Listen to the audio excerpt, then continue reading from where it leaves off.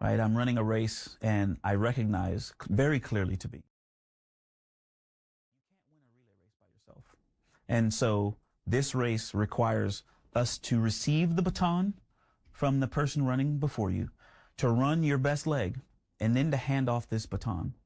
And I'm running this leg now, but if we don't figure out who our team is and build up our team and value the team aspect of this, then we're gonna just drop the baton because there's no one to pass it to. So America's in a perilous state then? Babies are higher likely to survive when they're born. Teenagers are having less babies.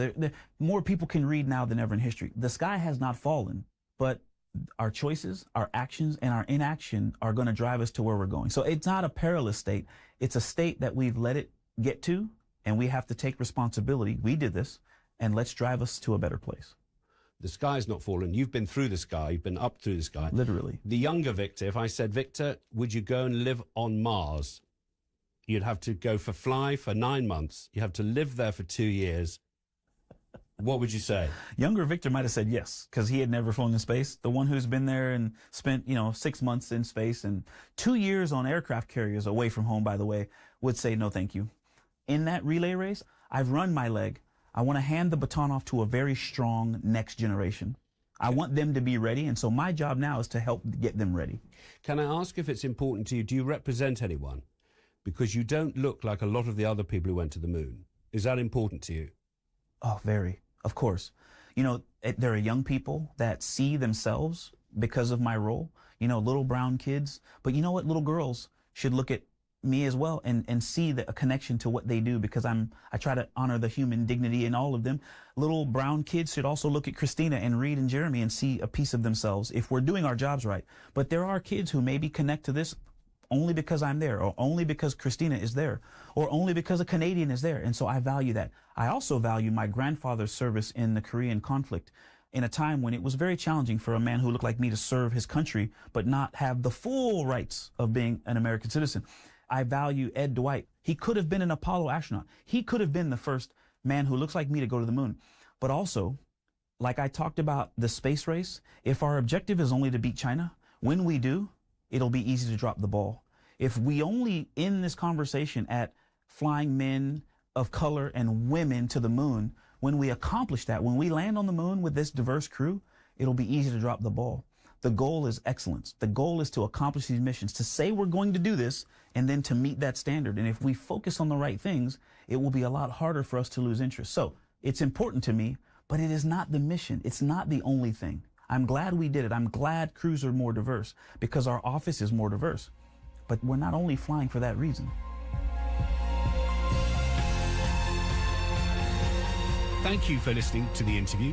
You'll find more in-depth conversations on the interview wherever you get your BBC podcasts, including conversations with Google's CEO Sundar Pichai, as well as interviews with the former Australian Prime Minister Julia Gillard and many others.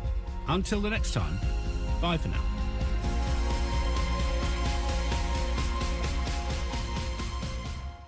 From the BBC. Good morning, Manitoba, and hello, Winnipeg. I'm Marcy Marcusa. This is Information Radio, and we're live in our studio, our CBC studio on Portage Avenue on 89.3 FM, 990 AM on the app, and on YouTube. Much drier morning this morning than what we started with here in Winnipeg yesterday. For the forecast today, it's still going to be hot and sticky with a high of 24. Our humidex 27. Increasing cloud forest this morning. Brandon, you'll be sunny today, a high of 23. You need the sun out west. And in Thompson, sunny as well. Once again, a nice high of 23 degrees. So not hot, but certainly maybe what we need to try to catch up on some of the flood and cleanup. Let's get into what's happening with the show. We're on until 8:37 a.m. with the morning show. Corey Funk's here directing. Abby Adiyemi behind the controls. Darren Marash behind the YouTube stream. Say hi if you're watching there. 3 minutes to 6 o'clock. Here's Heather Wells with our headlines. Good morning. Well, Brandon is bracing for the highest water on the Assiniboine River in at least 12 years. Storm water from western Manitoba and eastern Saskatchewan has made its way into the Assiniboine. The province says the crest is expected between July 12th and 15th, close to its peaks of both 2011 and 2014. Well, today is the city's executive policy day to look at whether to fund a feasibility study for a new arena at Nawe Udina.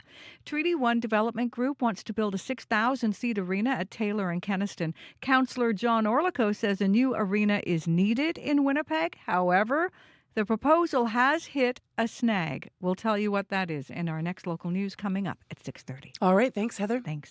Well, it is summertime and time for summer fun in the areas where flooding is not an issue, and that includes Assiniboine Park. So we're going to hear about a new summer series that they're about to launch, so stay tuned for that. Also, we'll catch you up on the NATO summit and what's happening there.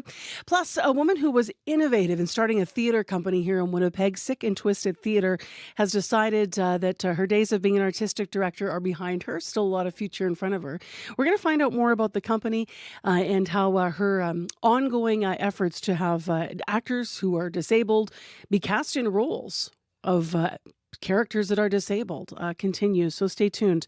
Plus, Bartley Kivas will be in to talk about flooding in Manitoba and to walk us through how all of our waterways actually work on this floodplain that we live on. Stay tuned.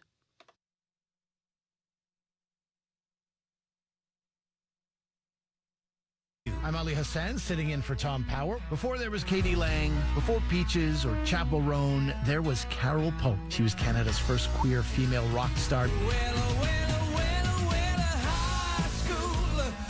Carol's going to tell you all about how she went from a shy, bookish teenager to international queer icon. Q, this morning at 10:30 in Newfoundland, and on CBC Listen, or wherever you get your podcasts. This is World Report. Good morning. I'm Marcia Young.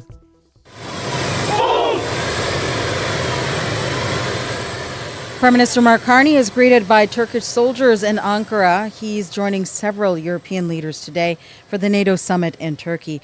They're walking a political tightrope. U.S. President Donald Trump has signaled he plans to reduce military commitments in Europe and has previously threatened to pull out of NATO altogether. As the CBC's Murray Brewster reports, allies fear the greatest threat to NATO may come from within the alliance. Well, it's going to be the same thing as every other summit when Trump is president, which is everybody's hoping that the alliance survives the summit. Steve Seidemann, one of Canada's top experts on NATO. So what do we expect out of the summit? Lots of performance to say that the alliance is doing the things that Donald Trump wants, while Donald Trump is starting to back away from American commitments to NATO and to Europe. The Trump administration has announced 3 significant measures to signal it's stepping back from NATO and wants European countries and Canada to take a larger role. It's reviewing what forces it already has in the field, reviewing the money it spends on NATO common funding, and plans to cut the forces available to Europe in the event of a crisis or war. Canada's former top military commander, retired General Wayne Eyre, is worried about the signal all of that sends to Russia. My concern is this could contribute to future miscalculation. If there's a signal of limiting U.S. involvement in any future European war, could that embolden Russia? That may not matter to U.S. President Donald Trump, says Max Bergman of the Center of Strategic and International Studies in Washington. I think Europeans view President Trump as quite combustible and are quite nervous. Canada is going into the NATO summit in a fairly strong position, yesterday announcing a multi-billion-dollar submarine purchase from Germany, and earlier this spring hitting the 2% defense spending target. Murray Brewster, CBC News, Ankara, Turkey. In other trade news, Canada and Turkey are formally launching talks toward a free trade agreement. The countries identified renewable energy as a promising area for partnership. Top Democrats are putting more pressure on Senate candidate Graham Plattner to resign. Plattner is running as Maine's Democratic candidate, but has been involved in several scandals. This latest one involves an allegation of sexual assault. The CBC's Chris Reyes joins me now from Washington. And Chris, what can you tell us? A woman who dated Plattner about 5 years ago, Jenny Rassicot, told CNN and Politico that she was raped by Plattner. Rassicot said she agrees with Plattner's politics, who's running as a progressive candidate, but said she felt compelled to go public with her story to give voters the full scope of who she believes Plattner is as a person. This is what she told CNN about an incident that took place in 2021. He violated multiple layers of consent that night by coming into my home when I asked him not to, and by advancing on me when I told him not to, and furthermore, another incident that I had told him not to do. Plattner has denied this recent allegation, but said he's pausing his campaign anyway. Regardless of the inaccuracy of the reporting, but mindful of the political reality it will inflict, we are taking the time to reflect on the best path forward for the state that I love, the people that I love. What are we hearing from the Democratic Party? Well, Plattner decisively won the Democratic Senate nomination to run in Maine despite other controversies, including sexual assault accusations, having a tattoo widely recognized as a Nazi symbol, and questionable comments he made online. Democrats have stood by him until now. 2 senators, including Massachusetts Democrat Elizabeth Warren, has pulled her endorsement, and so has Representative Ro Khanna of California. He said the allegations against Plattner sound credible and serious, and that sexual assault or violence against women is a red line for him. Thank you, Chris. Thank you. The CBC's Chris Reyes in Washington. Even with U.S. star player Folarin Balogun back up front, Belgium crushed the United States World Cup dreams last night. The U.S. is out of the tournament with a 4-1 loss to Belgium. All eyes were on Balogun. The U.S. striker was cleared to play after a personal intervention from U.S. President Donald Trump. Steve Futterman has more. If there was controversy off the pitch, on the pitch there was no controversy at all. Belgium dominated the American team, ending the U.S.'s World Cup hopes. Flo Balogun, America's top scorer, who initially wasn't supposed to play, then was, did in fact start the match and played more than 90 minutes. Now comes the fallout. Soccer officials and fans are still questioning the decision to allow Balogun to play, even though he received a red card in his last match. And they are especially questioning Donald Trump's phone call to the head of FIFA, which some feel played a role in getting Balogun's 1-game suspension put on hold. Yesterday, Trump at the White House was defending the phone call. How do you penalize him for a game that hasn't been played yet? Yes, I asked for a review by FIFA. After the match, some Belgian fans were understandably happy. Was the victory sweeter because of the controversy? I really don't care. We won, fair and square. And some American fans who wanted the U.S. to win. Absolutely. I wish he had not gotten involved. Wished Trump had just stayed out of it. It was a stain. I think the fact that the politics got involved, marred the situation. It's not clear what the long-term impact will be on soccer and FIFA, but many high-ranking officials in the world of soccer are highly critical of the events of the last 48 hours. Steve Futterman, CBC News at the World Cup in Seattle. Prince Harry has arrived in the UK for a 5-day visit. He is in England to hear the verdict of a high-profile lawsuit against the publishers of the Daily Mail. The Duke of Sussex accuses Associated Newspapers of unlawful behavior, including hacking voicemails, tapping landlines, and eliciting personal information. Central China is experiencing some rare extreme weather. People cry out as a tornado sweeps through the city of Yizhou. At least 15 people are dead after storms hit the region. Officials say the winds reached around 150 kilometers an hour. Roofs of houses were ripped off and several cars were flipped over. In western China, another storm triggered torrential rains and a landslide. Several people there are believed to be buried. Thousands of homes have been damaged. A woman in BC is fighting for control over her future. It is highlighting the divide in medical assistance in dying. Tanya Secord wants the right to plan her own death. She watched her father suffer with dementia. But as Jennifer LaGrassa reports, a separate debate on the expansion of MAID is holding her back. He would have been absolutely mortified if he had known how he was living. After watching her father die from complications of Lewy body dementia, which led to violent hallucinations and forgetting how to eat or drink, Tanya Secord wants to plan her own death. We should all have the right to decide how our end is going to be. But under current legislation, most Canadians can't request MAID for their future self. That's only legal in Quebec, thanks to a provincial law that allows advanced requests. People who are eligible must have an incurable illness that will lead to incapacity. Their request consents to MAID when they reach a certain state. When I won't be able to wash myself, eat, recognize my relatives, things like that. Marie-Ève Boutier is a clinical ethics professor at the University of Montreal. She says it's not always clear-cut. For example, if on the day the person will die, they refuse MAID. The task of the clinician will be to say, okay, is it a real no from the person or it's a no related to the disease? Quebec has set a precedent. Tim Holland heads the Department of Bioethics at Dalhousie University. To my knowledge, there's no reason why other provinces couldn't do the same thing. Yet many are waiting for federal direction. But at that level, the issue is at a standstill. It's very disheartening how little urgency the government is placing on this. But Secord in BC hopes the more people continue to ask for it, the sooner it will become an option for everyone. Jennifer Lagrassa, CBC News, Windsor, Ontario. In Pamplona, Spain.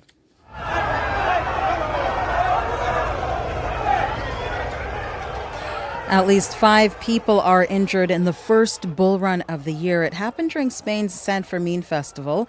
People try to outpace the bulls and run through Pamplona's narrow cobblestone streets. It is the first of 6 runs this week. The festival draws thousands of people from around the world every year. And that is the latest national and international news from World Report. News anytime, cbcnews.ca. I'm Marcia Young.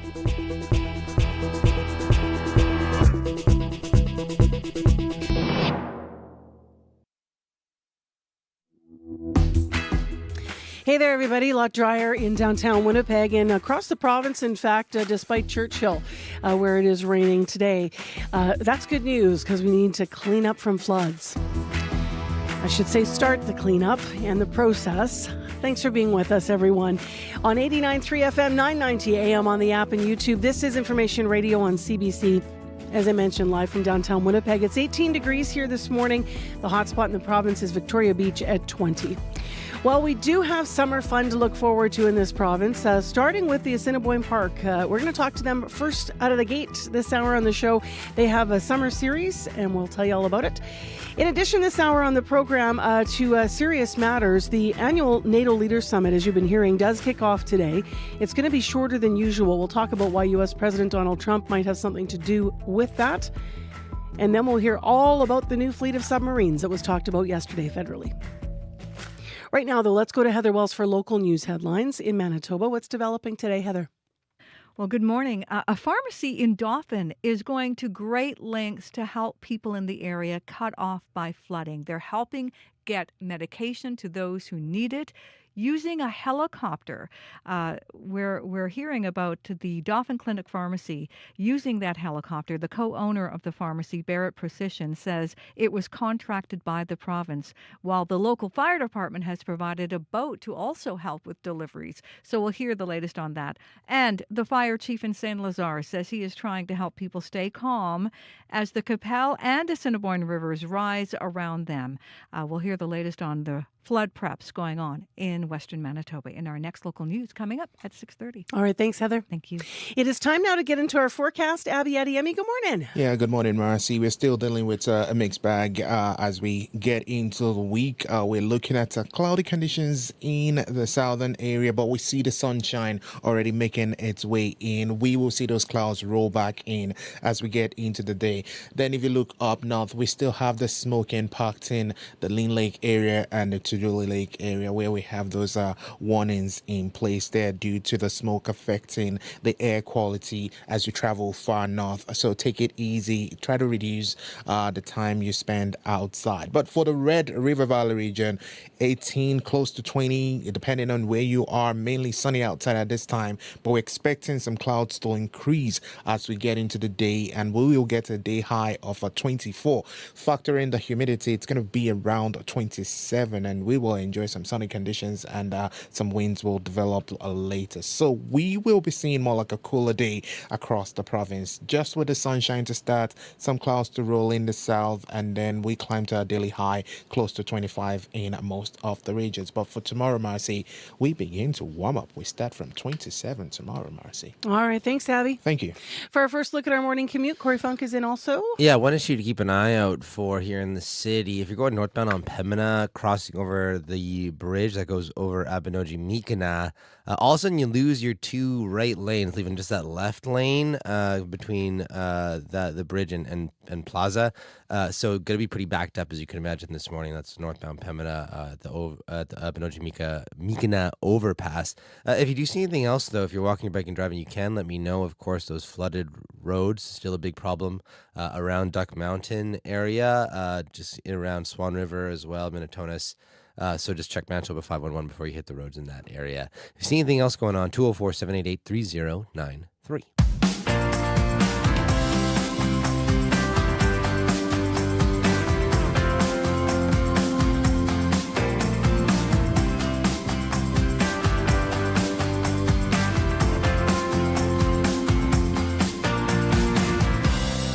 Well, we've had such a serious start to the spring and summer with all these weather problems in Manitoba. We thought we better cover some of the fun stuff too. So let's talk about Assiniboine Park to start the show. They've launched their Assiniboine Summer Entertainment Series. Music, movies, yoga, and lots of things going on. Lindsay Hughes is up early and here to talk about it. She's with the Assiniboine Park Conservancy and she joins us via Zoom. Good morning. How are you? Hi, good morning. I'm well. How are you? Good. So you guys kicked this off actually over the weekend with your first event. How did that go? What were you doing? Yeah, it just started this weekend at the park. So we had our first edition of our lyric concert series and the first edition of our garden concert series and our jazz concert series. So these are 3 free events that you can enjoy in the park all summer long. So lyric, jazz, and garden, are they all in different places or is it just different themes? Yeah, all in different places. So the lyric concert series is at the iconic Lyric Theater. That is just in the center of the park.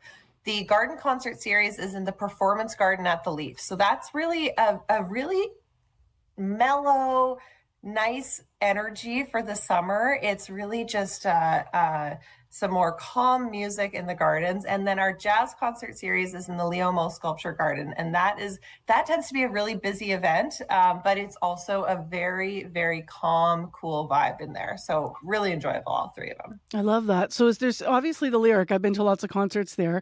I don't know if that I've ever been to one in the gardens or in the Leaf. So are there chairs set up, or in the Leaf, for example, is it just the music is there and happening while you're enjoying the Leaf? So the Performance Garden at the Leaf is actually outside. So it's in the Gardens at the Leaf, which is just to the south of the main building. So there's sort of an amphitheater built in the middle there. So it's all outdoors. So it's a great opportunity also to see those gardens. They're really in bloom right now. They look amazing. So you can wander through the gardens or you can sit on the amphitheater seating there as well. Is it right that this is every Sunday and Thursday, the music series? Yes, that's correct. Okay. So Sundays is going to be our jazz concerts and lyric concerts. Thursdays, lyric, and our garden concerts are on Saturdays. And what's coming up next in terms of the jazz offering? The jazz offering next is going to be the Is it Ella? The Winnipeg Jazz Orchestra Ensemble. And they're doing Ella Ella, is that right? Yes, so that will be at the Lyric Theater, Ella, and then the Winnipeg Jazz Orchestra at the Jazz at Leo, and then a Brazilian duo at the Garden Concert Series. Okay, so those are the 3 upcoming ones. Tell me a little bit about August. You have some additional programming that's going to start in August as well. Yes, so our Wellness Wednesdays series starts in August. So that is outdoor yoga with Adrian Schum at the Lyric Theater. And then also family favorite movies at the park will start in August as well. What happens for movies at the park if someone has never been? Can you draw a picture of what they should bring? Like, can you bring a little picnic or a blanket, or what should they know about it? Yes, absolutely. This is like a BYO movie theater here. So we have the movie playing on the big screen at the Lyric Theater, but bring everything you need to be comfortable. So you can bring your blanket, lawn chairs. You can bring your own picnic, but we also have our concessions open. So you can get, your popcorn, hot dogs, drinks, that kind of stuff. But anything that you need to be comfy. And this is also an opportunity to bring your kids maybe to a movie where they don't need to sit calmly in a movie theater chair for the entire time. They can run around the field, have fun. It's a really family-friendly energy there. Right. Go ahead. Chase the butterfly and pull out the dandelion. What are you showing? So this year our early show is always something a little more family friendly, with our late feature being something for all ages as well. So in early, we have Zootopia 2, Hoppers, Trolls Band Together, and Monsters, Inc. That was part of our viewers' choice poll. So Monsters, Inc. was chosen by our audience. And then for the late features, we have Wicked for Good, How to Train Your Dragon, Minecraft Movie, and The Princess Bride, which was our other viewers' choice pick. Oh, so fun. Classic, right? Yeah. Old school.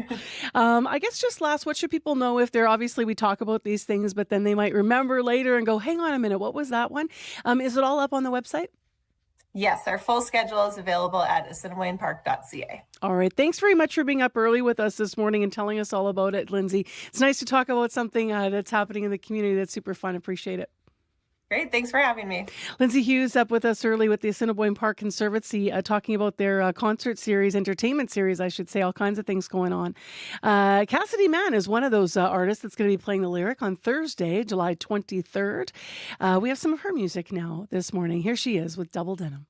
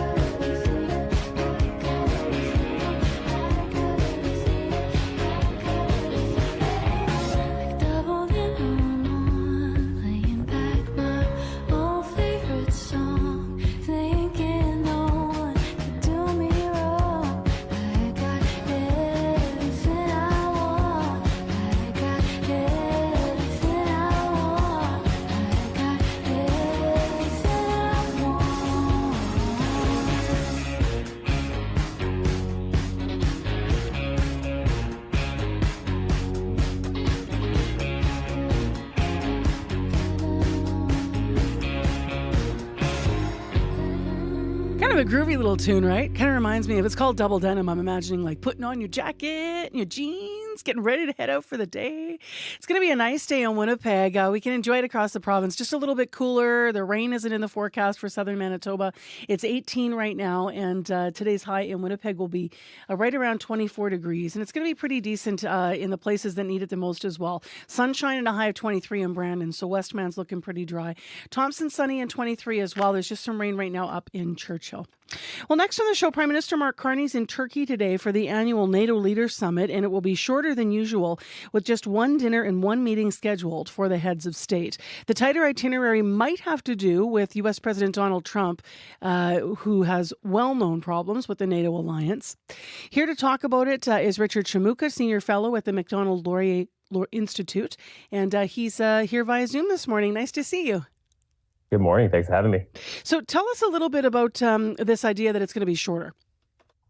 Yeah, I think there's a bit of a realization, especially with Donald Trump, that there's having more sort of large gatherings with him.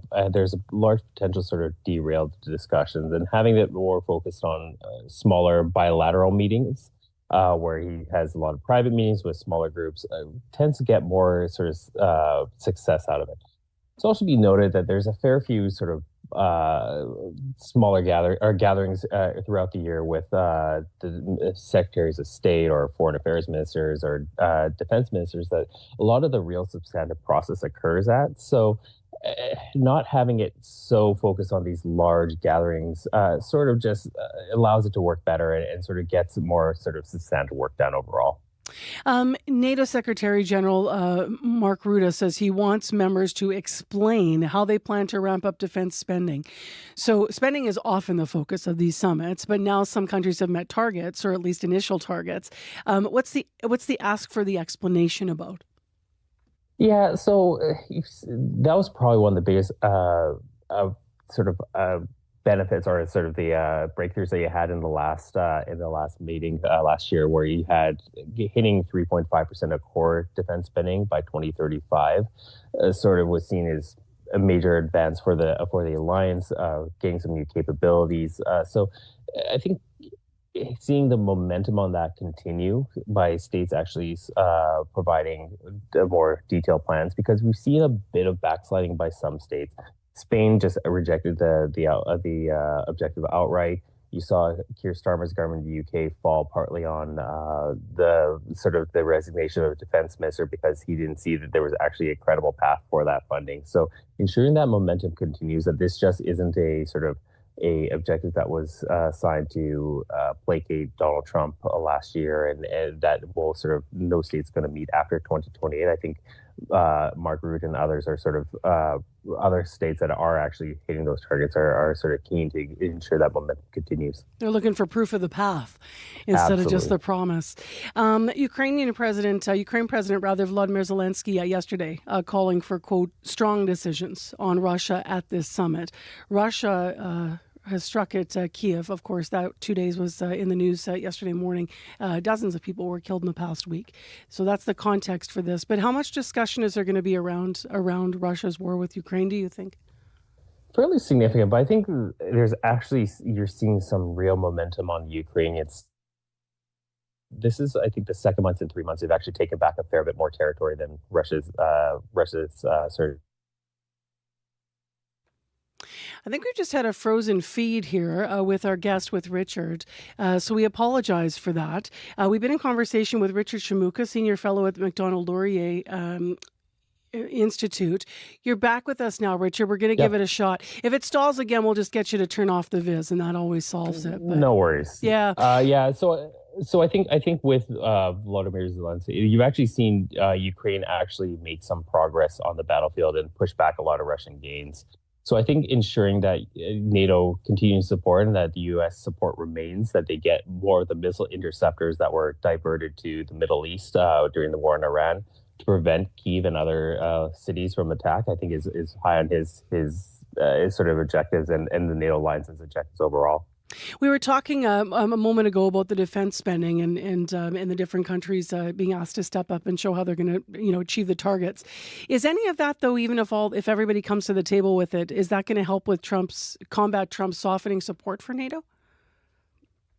He really sees this as a major sort of win that he's achieved, and that the United States isn't just fully paying for the U.S. Or for the European security. So I think that it does. He has some skin in the game, for lack of a better word. That having this being a sort of a major achievement of his time in office. So again, having that momentum sort of continue, I think that is one that he's invested in. And Mark Rutte, the Secretary General, has been really effective at sort of placating him and calling him to ensure that you get him on side with this. So I think that there's some indications that he doesn't want to see this all thrown away either.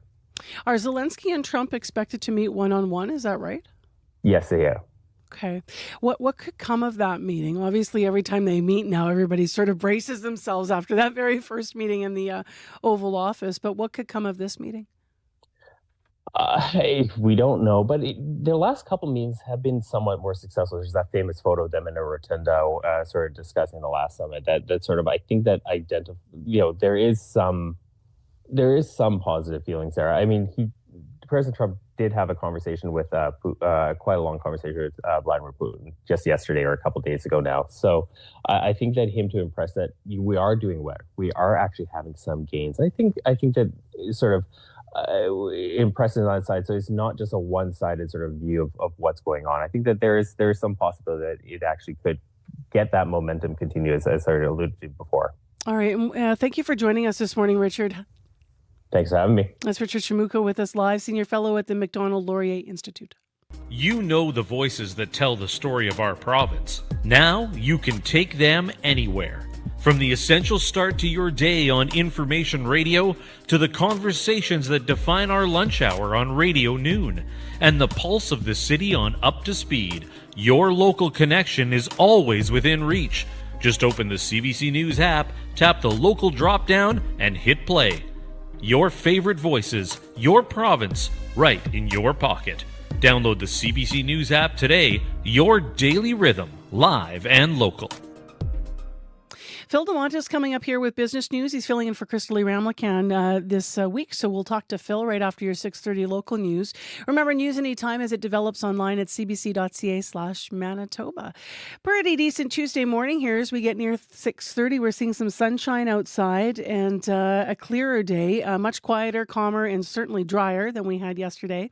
If you are seeing any problems on the highways you want to report, or in the city or community that you're waking up in this morning in Manitoba, give us a call on the CBC commuter line. That number is 788-3093. Once again, 788-3093. Coming up, we'll have morning sports. In case you missed it last night, the United States did lose to Belgium 4-1 and didn't quite show up on the pitch ready to play that game. It didn't look like. They really got beat by Belgium last night. Some of the analysts simply saying they were outclassed, but they are out of the World Cup. So in the last 3 days, we've seen all the three host nations, the United States, Mexico, and of course, on Saturday, Canada, out of the games. Right now, it's time for your CBC News from Manitoba. This is CBC News. Good morning. I'm Heather Wells in Winnipeg. At 6:30, it is 18 degrees in downtown Winnipeg. We're seeing increasing clouds through the day. A little bit cooler than yesterday, a high of 24, but the heat starts to return again tomorrow. All eyes are on the swollen rivers in St. Lazare. The Cabell and Assiniboine meet in that western Manitoba town of about 200 people. The community dike has been sealed and Highway 41 to town is closed. Crews deployed tiger dams to top up the dike. Owen Jessup is the fire chief in St. Lazare. He's optimistic the dikes and dams will hold, but Jessup knows a lot of people are worried. It's nice to talk to people too, because lots of people are on edge. They know, like, from my position of authority, plus they know what I've been through and they know I lost my house. When they hear me come and be calm and explain things in a nice, calming manner, it helps them. 22 families were ordered to evacuate just south of St. Lazare. Water levels are expected to crest there within 2 to 3 days. Now, Brandon is facing the highest Assiniboine River floodwaters in at least 12 years. Storm water from western Manitoba and eastern Saskatchewan has made its way into the Assiniboine, and the province says the crest is expected between July 12th and 15th. City crews are fortifying dikes in order to prepare. Jeff Fawcett is Brandon's mayor. We're going to do everything we can to control everything that we can do. The Assiniboine is expected to crest in Brandon close to its peaks of both 2011 and 2014. Dikes are built in the city higher than those crests. A pharmacy in Dauphin is doing whatever it takes to deliver life-saving medications to people cut off by flooding. Dauphin Clinic Pharmacy is working with other drugstores in the area to ship insulin, inhalers, and other prescriptions by boat and by helicopter. The local fire department is helping with the boat, while the helicopter was contracted by the province. Co-owner Barrett Precision is grateful for his staff, even as some are dealing with flooding at home. A bunch of us had flooded basements. The lake is here in Dauphin is flooding homes, and they could be sandbagging at home, but they're here filling medications all hours of the night, trying to get people what they need. Precision says staff are also helping customers while the Dauphin Hospital across the street has been closed since the flood hit last week. You can hear more from Barrett Precision and the situation in Dauphin coming up on Radio Noon later today. Some cottagers in the Whiteshell saw some wild weather yesterday. The area was under a severe thunderstorm warning. Daryl Bissett says he got a storm alert on his phone around 1 in the afternoon, and then heavy rain, horizontal winds, and hail blasting his cottage at Caddy Lake. Bissett says they're safe, but there has been some damage on his block. Multiple trees that have snapped off or fallen over just within our block. So I was probably every cottager has at least 3 to 6 trees knocked down. Bissett thinks it may have been a tornado. As of late yesterday, Environment Canada could not confirm a tornado. The agency says it has started receiving reports from the area.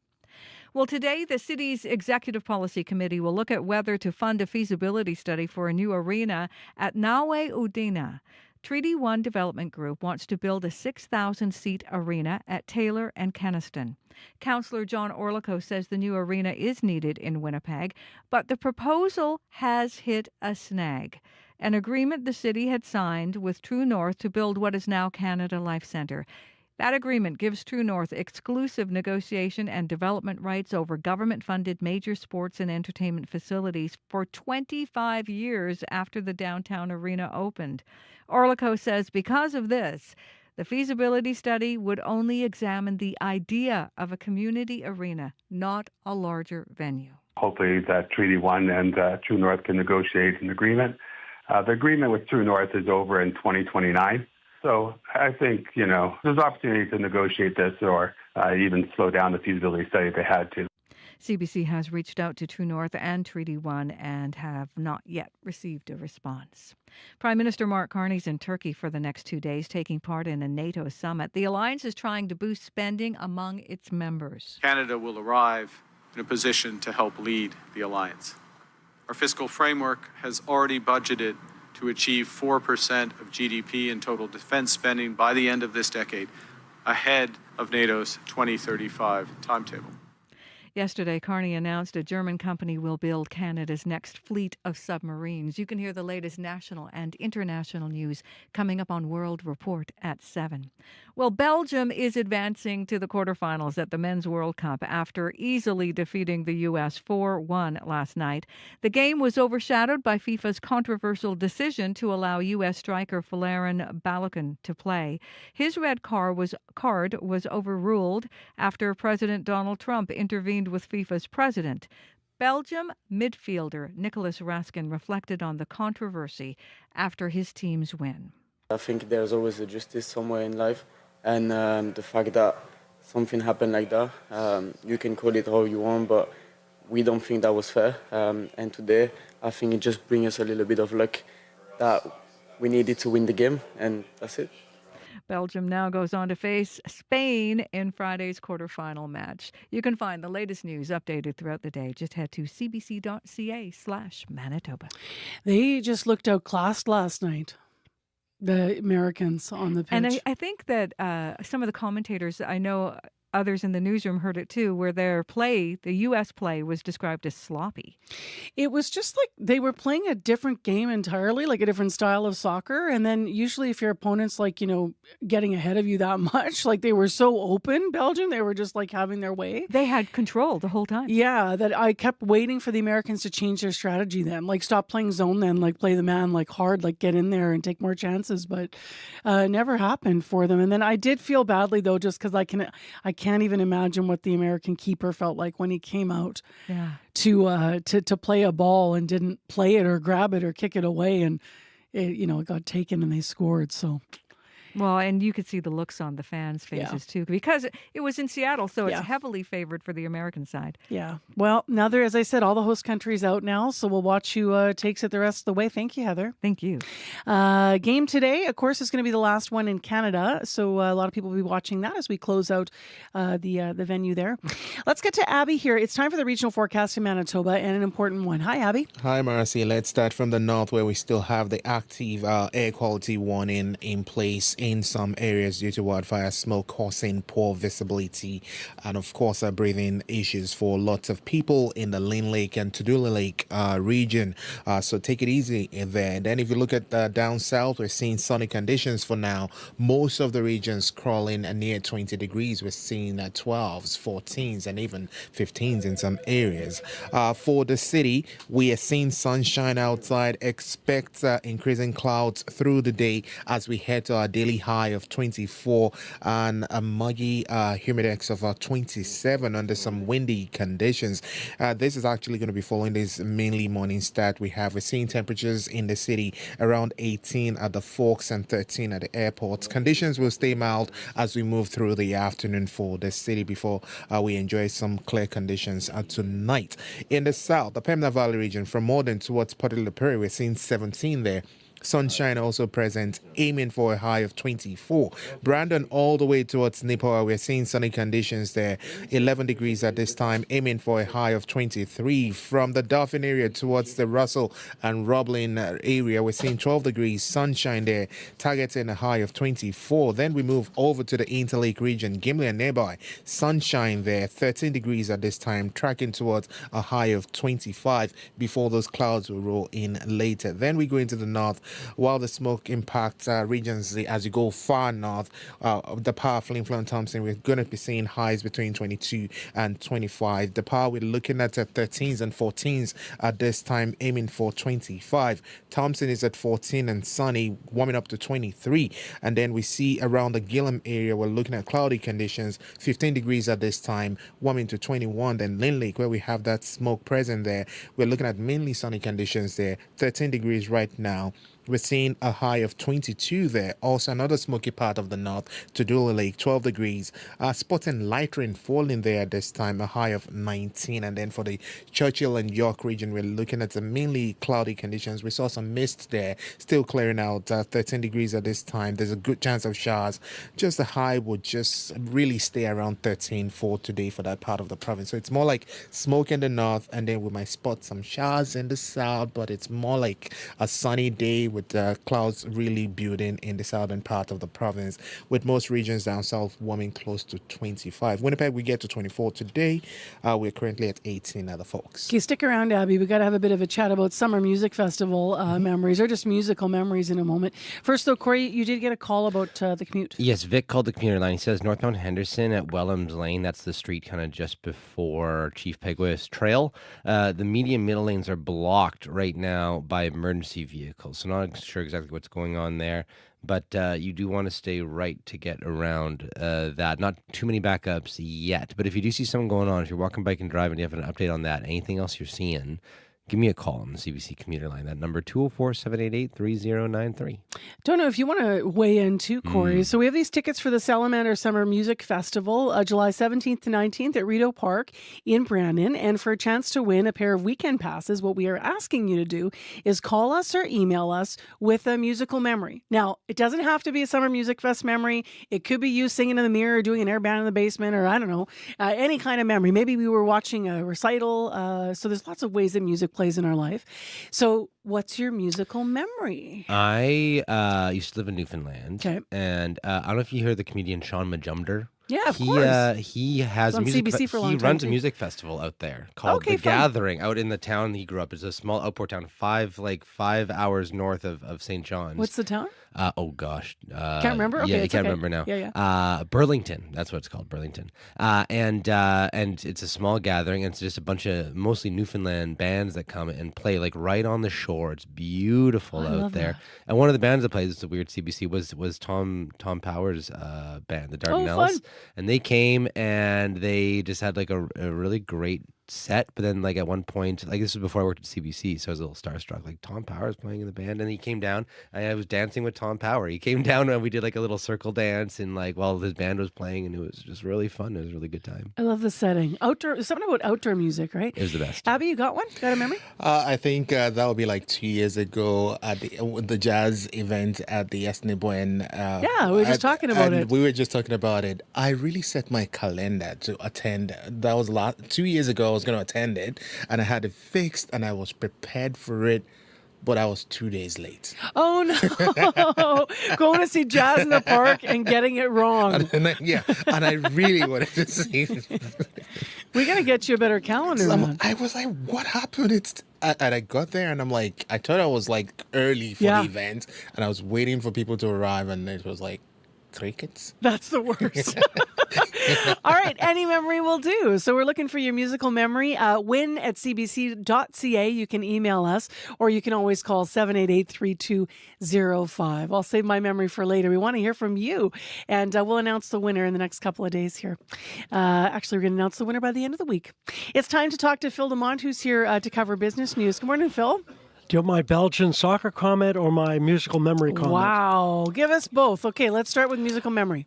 Okay, I was in Toronto for a long time, so I saw a lot of concerts. One of my favorite singers is a guy out of Senegal, Baba Mal, and he did it at the old Royal Conservatory, and it was one of those kind of concerts where everybody's kind of up and dancing, and all of a sudden this guy got up in the crowd, looked like a student with a backpack, and you're kind of going, okay, he's going over to the stage, and you're kind of going, this might end badly, gets up, and it kind of breaks into this dance that was really kind of cool, and everybody kind of broke into the dance, not quite choreographed, but they kind of knew what he was doing. But I actually think the guy actually came out of the audience. I don't think it was a setup, like sometimes you have those setups, but it was like, no, I think this dude just got up and said, I'm going to come down and dance with you. It was an African guy too, if you know what I mean. It wasn't like I was coming out of the audience, but it was actually kind of cool because you thought it's a setup. It's not. I love that when people do that sort of real impromptu stuff. Yeah, very cool. Exactly. Okay, what's your comment? I'll allow it on Belgian soccer. Well, I didn't watch a ton. I'm not a great soccer guy, but the thing I like about the Belgian guys is you look like half of them would be carrying school bags at university. I mean, this wasn't a bunch of guys with, ripped abs and stuff. This was guys who maybe had a butt and a beer in the back, and then they went off to, math class, I don't know. I don't know if that's true. But we'll move to business news this morning. Federal government set to announce who gets the contract to build 12 new subs for our Navy. Big announcement came yesterday, Phil. What does it mean economically? Yeah, I mean, to be honest, you're actually on yesterday's script. Oh, you know what? They put the wrong business news. All right, where are you leading this morning? I thought you were analyzing yesterday's announcment. So where are you leading with this morning? Sorry about that. No, it's okay. It's really around two surveys that came out on Monday around Canada's economy and where companies are. And right now the word's caution, but it's unclear what it actually means for the economy overall. I'll start with the Bank of Canada's quarterly survey of business intentions. Now, 3/4 of Canadian companies said their costs had increased considerably, quote unquote, over the past few months. 1/3 said they would pass those costs along to consumers. Not a surprise there. That's a problem because it could translate into higher inflation in the coming months, and that's an issue for the Bank of Canada. Same companies, though, Marcy, were less panicked about higher costs in follow-up interviews. These were completed after the ceasefire between the U.S. and Iran was announced in mid-June. So there's an issue there. Also, Canada's service sector, fully 2/3 of the country's economy, that contracted last month. That's according to S&P Canada. They have a service index, so it comes out as a number. It's 47 in June, shows contraction, but it's also the lowest reading since February. Here, geopolitics really around the Middle East was driving the industry's worsening performance. Here's kind of the issue. Economists say the Bank of Canada is balancing a softening overall economy because we know we're on a bit of a downgrade right now versus possible oil-driven price hikes, so they don't want inflation. But here's the trick. The end of the shooting war in the Middle East could lead to a more positive outlook among Canadian companies in the coming months. Right now, though, they want to see those come to fruition and more positivity, so it's more or less the Bank of Canada's waiting and seeing. Staying with oil, and speaking of oil, OPEC now faces a problem that could spell the end of the organization. Why? Yeah, there's a growing split in the cartel because of the Iran-U.S. war. Since March, mainly Middle Eastern countries had been stockpiling oil. Now with the Strait of Hormuz opening up, some of these countries want to start pumping crude out again. You look at Iraq, OPEC's second largest producer. Its output dropped 75% during the war. Country now wants a big increase in its OPEC quota because it wants to turn oil in the ground into cash in its treasury. But other countries like Saudi Arabia worried about a flood of oil on the market that could tank prices, let's say $50 a barrel by 2028. Iraq, though, and possibly other OPEC members might leave the cartel if their allocations aren't increased. UAE already did this year, disputing with OPEC around its quota. It's a problem for Canada. Low prices good at the pumps, but the majority of our oil is heavy oil out of Alberta, Saskatchewan. It sells at a discount to the world price, historically a $15 discount. So that $50 regular crude oil now becomes less than $40 for heavy oil. And the best break-even price I could find for an oil sands project in this country, $47. So there could be a problem if oil prices start dropping. Great if we want to drive, bad if we want a job. And finally, as the World Cup gets, it's wrapping up, but continuing for a few weeks here still, the money that people are paying to attend a match is hitting astronomical levels. So how much are we talking? With a qualifier, $150,000. To be fair, it includes flights, hotels, meals, the whole shebang. But FIFA estimates that international travelers will make up 40% of footy attendees. So these people are paying a lot more than you or I might just for a single ticket. One couple from Israel I found, $100,000 for tickets to 10 games and $50,000 for hotels and flights. If you just look at prices, StubHub has some for ticket prices. StubHub has some for resale at $20,000. Considering in 2006 a finals ticket was $700, you get a sense of the price inflation. A study in the U.S. says sports tickets overall up 125% since the year 2000 to 2025. Soccer is the most popular sport in the world, 4 billion fans, and they're the most fanatical.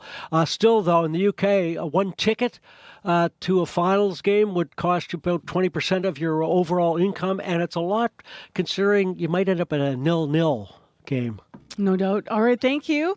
Thanks. That is Phil Demont with our business news, and we will be analyzing the submarine story coming up with Ryan Tumult. He's still ahead this half hour.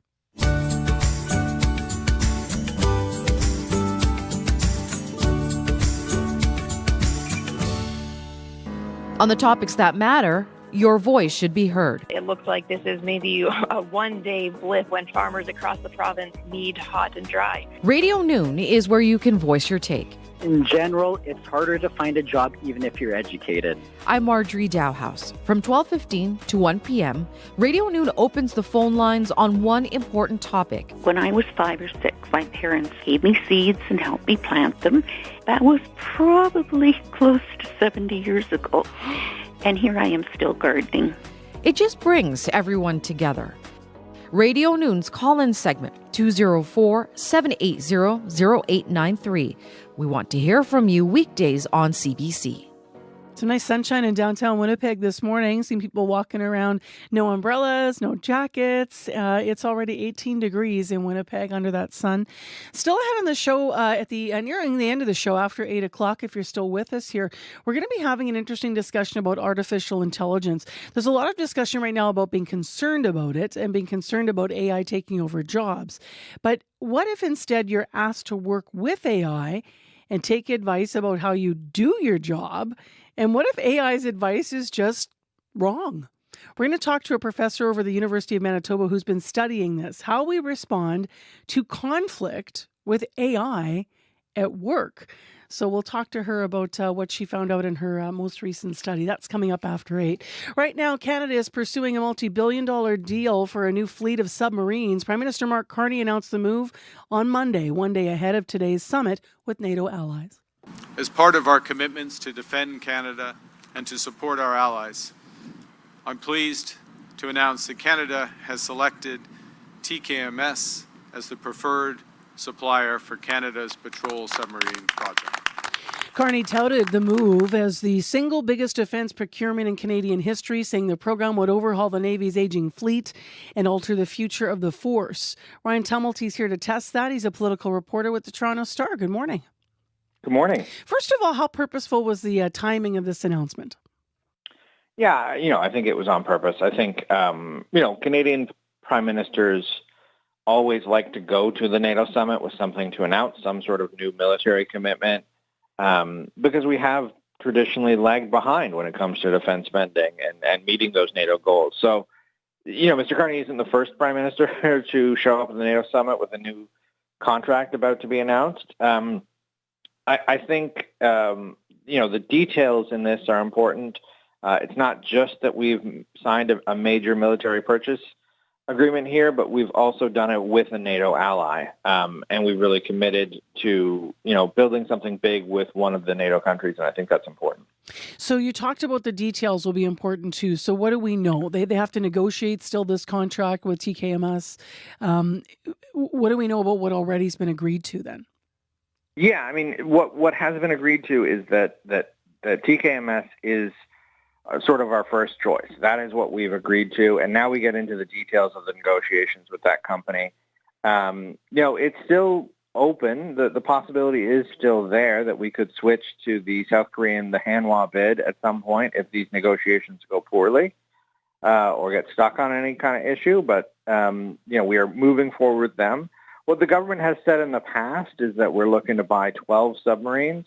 That is a major order. That's more than, or that's the same as both Germany and Norway are ordering each. They're each ordering 6 of these submarines. So it is a big step forward for Canada's Navy, a big new capability. The contract is going to be in the tens of billions of dollars, both for the purchase and then the long-term operation. I think this could probably reach the $80 or $100 billion mark when all's said and done, with sort of the first boats coming into the water in 2034. As you mentioned, I mean, this is with a German contractor over a competing South Korean firm. What does that tell you, if anything? We knew right off the bat that both submarines were considered technically up to the standards. They both met what the Canadian Navy said that it needed. And so this was about, the sort of industrial benefits, so how many jobs they were going to bring into this country. But it was also about geopolitics. It was about partnerships and alliances. And certainly South Korea is an ally and an important one. But, Germany and Norway, who are building these submarines together, they are NATO members. We are NATO members. NATO really runs through the spine of Canada's defense. And so I think that's what this ultimately came down to. It was partnering with a long-standing ally who is part of our alliance, and sort of aligning ourselves with sort of our traditional allies in Europe. Here, the political work will be Carney having to prove that his spending has value. How does he do that? Well, I think, firstly, the government's going to point to the jobs and the benefits that will come with this agreement. There's talk of an expansion at the Port of Churchill, of this company being part of that. There's lots of other talks about other, subcontracts to these subs and other components for Canada in this deal. But I think ultimately the landscape around defense spending has changed. Lots of polling data shows that Canadians are much more supportive of it than they would have been, even 5 or 10 years ago. And I think that ultimately comes down to, we're living in a much more dangerous world. The U.S., our longstanding, most important ally, is less reliable than it was in the past. And so, I think Canadians generally support the spending, recognizing that we are a little bit more on our own now, and there's a need for this kind of spending. Finally, in addition to the NATO summit, Carney will be meeting with the leaders of Turkey and Saudi Arabia on this trip now. What is he trying to get out of those conversations? Yeah, I think generally Mr. Carney's been trying to expand Canada's diplomatic reach, create new allies, new friendships, new investments. Certainly, we've seen him do that in China and India. Saudi Arabia and Canada have had a rough relationship, to put it mildly, for at least 20, 25 years now. This is a major reset with him going to Saudi Arabia. And so, I think he is trying to reset that relationship. He's talked previously about the need to see the world as it is, not as we would like it to be. That's one of the lines from the Davos speech. And so, I think he's going to Saudi Arabia in particular in the hopes of attracting more investment into Canada, and it hopes to, stabilize that relationship with, a country that does have a lot of reach around the world and just wasn't involved in Canada previously. So I see it kind of as an extension of the work that he has done trying to restore the relationship with India and with China. So definitely a lot going on there. All right. Thanks a lot, Ryan. All right. Thank you. That's Ryan Tumulty, political reporter with the Toronto Star. It's 3 minutes to 7 o'clock. Sunny in Winnipeg, 18 degrees, heading for a high of 24 with Humidex 27, but a dry day ahead. There is one thing developing on the commute. Northbound Henderson at Wellens Lane. Heard from Vic on the commuter line that there are emergency vehicles blocking the median and middle lane. Still might be a problem. It's about 20 minutes or so ago I heard about this. So keep right to get around that. Maybe some backups forming there. Also, just a reminder that there's some construction northbound Pembina as you're coming down the overpass over Appanoji-Mikina towards Plaza. You also lose your 2 right lanes, just leaving that left lane. So could be some backups there this morning as well. If you see anything else, give me a call on the CBC commuter line. That number 204-788-3093. All right. Thanks, Corey. Thank you. Still ahead in the next hour of Information Radio, we're going to be talking about where the water is going. CBC's Bartley Kivas will be here to talk about how this year's flooding is different from previous seasons in Manitoba. Also, we'll hear about the work that one woman has done in Winnipeg to expand disability representation in theatre and how much work she still feels needs to be done as she gets ready to walk away from Sick and Twisted Theatre here in Winnipeg. And are you having an itchy, scratchy start to your day? We're going to talk to a dermatologist about the actual best way to deal with the itch and those mosquito bites. Heather Wells is in with headlines. Well, the fire chief in St. Lazare says he is trying to help people stay calm as the Qu'Appelle and Assiniboine rivers rise around them. The ring dike for that western Manitoba town of about 200 people is sealed and Highway 41 into town is closed. Brandon is bracing for the highest water on the Assiniboine in at least 12 years. Storm water from western Manitoba and eastern Saskatchewan has made its way into the Assiniboine. We'll hear the latest in our next local news coming up at 7:30. All right. Thank you, Heather. Thanks. World Report is next, though. It's 1 minute to 7 o'clock right now on your Tuesday morning. Stay with us here on CBC 89.3 FM. I'm Marcy Marcusa.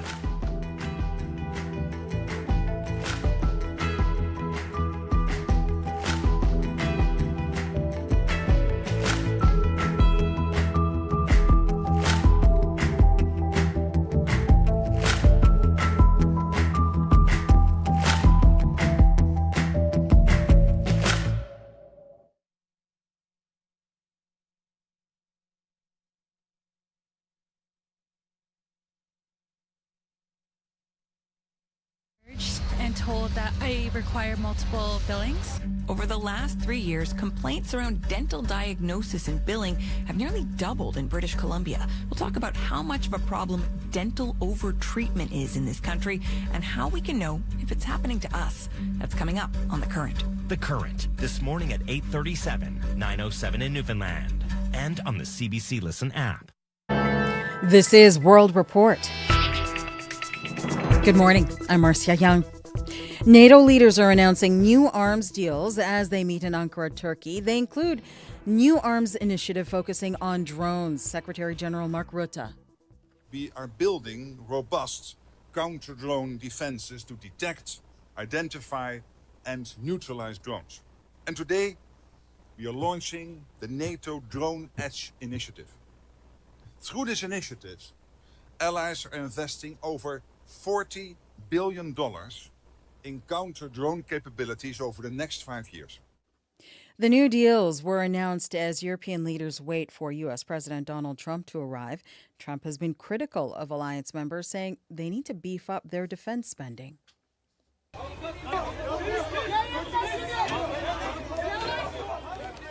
Anti-NATO protesters confront police officers in Ankara, Turkey.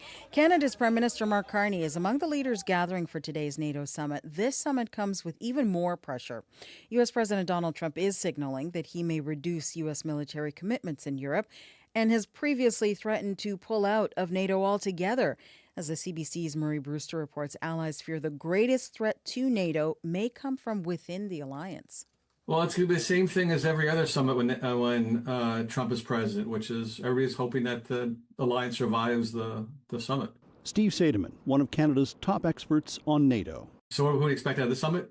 Lots of performance to say that the alliance is doing the things that Donald Trump wants, while Donald Trump is starting to back away from American commitments to NATO and to Europe. The Trump administration has announced 3 significant measures to signal it's stepping back from NATO and wants European countries and Canada to take a larger role.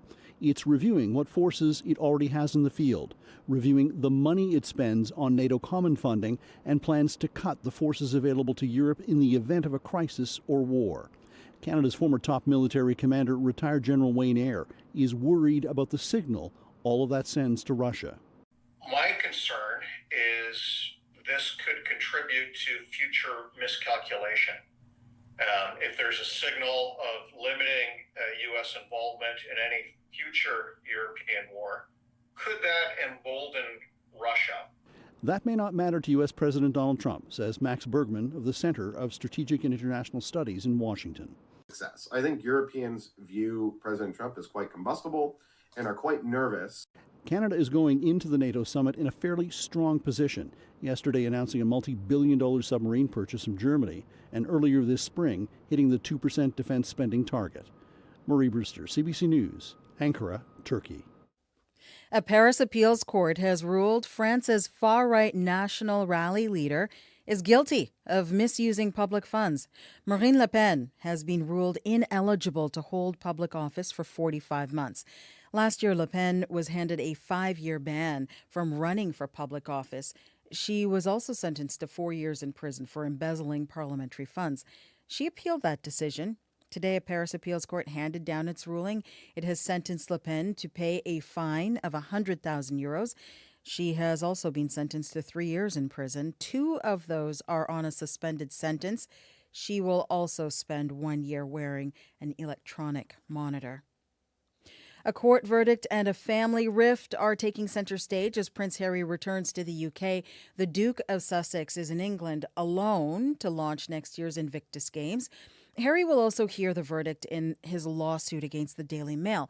And as Anna Cunningham reports, moves from Buckingham Palace are signaling the royal family is eager to steer clear of the legal fallout. Prince Harry has fought an acrimonious legal battle with British tabloids for years. This is the 3rd and final case. Alongside a number of high-profile figures, including the pop star Elton John and actress Elizabeth Hurley, all accuse the British tabloid publisher, Associated Newspapers, of invading their privacy, allegedly using illegal tactics like phone hacking. Emily Nash is Hello Magazine's royal editor. It's been a very costly process, both financially and emotionally for him. It has also added to his estranged relationship with his father, King Charles. Nash says Prince Harry does things differently. He certainly doesn't subscribe to the traditional royal mantra of never complain, never explain. The Duke is in England to launch the Invictus Games in Birmingham next year. After being refused police protection, it's understood the visit will go ahead largely without his wife Meghan, the Duchess of Sussex, and their children Archie and Lilibet. Simon Morgan, a former bodyguard for the royal family, says the prince is right to want close protection. He understands what successful protection is, and because of the death of his mother, he understands how that protection can fail. There were contradictory statements, with Prince Harry's team announcing he would stay at Buckingham Palace, then the palace saying he would not. It is likely the royal family wants to keep a distance from this court case, whichever way the result goes. Anna Cunningham, CBC News, London. A series of explosions rocked the capital of Syria this morning. The blast came as French President Emmanuel Macron entered the presidential palace to meet the leader of Syria. The explosions happened in Damascus near the Four Seasons Hotel. That is where Macron is staying. 18 people are reported to be injured, including 4 police officers. Advocates say Prime Minister Mark Carney's plan to save more Canadians money on gas could fall short. They say recently proposed fuel efficiency standards do not go far enough, and automakers fear what's coming down the tailpipe could be too much for their bottom lines. David Thurton reports. At a time of high oil prices, for drivers, each kilometer comes with added pain at the pump. To help alleviate that, the federal government wants to create new vehicle emission standards. If the regulation is ambitious enough, what it will drive is reductions no matter what. Leticia Pineda is with the International Council on Clean Transportation. She's advocating for more robust standards for vehicle tailpipe emissions. Ottawa has yet to release what those regulations would look like, but policy advocates like her fear the federal government's approach will do little to improve fuel standards or help achieve the new federal target that 3 in 4 new car sales will be battery-powered by 2035. These are complicated regulations, but ultimately what they deliver are savings in the pockets of common citizens and drivers. What they do is actually incentivize the most efficient vehicles and also electric vehicles. Automakers are also concerned. Brian Kingston is the president and CEO of the Canadian Vehicle Manufacturers Association. So we're urging the government to make sure that what comes forward is reasonable and achievable. Kingston says Canadian car makers support strengthened fuel economy standards, as long as federal regulations account for the ongoing reality of U.S. tariffs. David Thornton, CBC News, Ottawa. A couple from Venezuela is trying to get back home. They were visiting their daughter in Ottawa when last month's devastating earthquakes hit. As a result, their trip has been extended, and they are struggling to figure out how to get medication they need. Kimberly Molina has more. Carlos and Neda de Sosa came to Ottawa at the end of May to visit their daughter and her family. They had only planned to stay a couple of months when the twin earthquakes hit on June 24th. That night was the worst for us. Maria de Sosa says she had just settled in to watch the World Cup when she began getting calls from her family, including her aunt, around Venezuela's capital, Caracas. She was crying and she said, "Oh my God, the earth is just moved right now." It was so strong. It wasn't until the next morning she found out her 94-year-old grandmother and a cousin died. Her parents are now planning to spend the maximum amount of time they're allowed in Canada, but both have type 2 diabetes and only brought enough medication with them to last the 2 months they originally planned to be here. Muy difícil. Maria's father, Carlos, says it's very difficult and he feels backed into a corner. He says everything back in Venezuela is completely disorganized. Maria de Sosa almost wishes she was back in the South American country helping her family. I'm here, but my heart and my head is in Venezuela. Kimberly Molina, CBC News, Ottawa.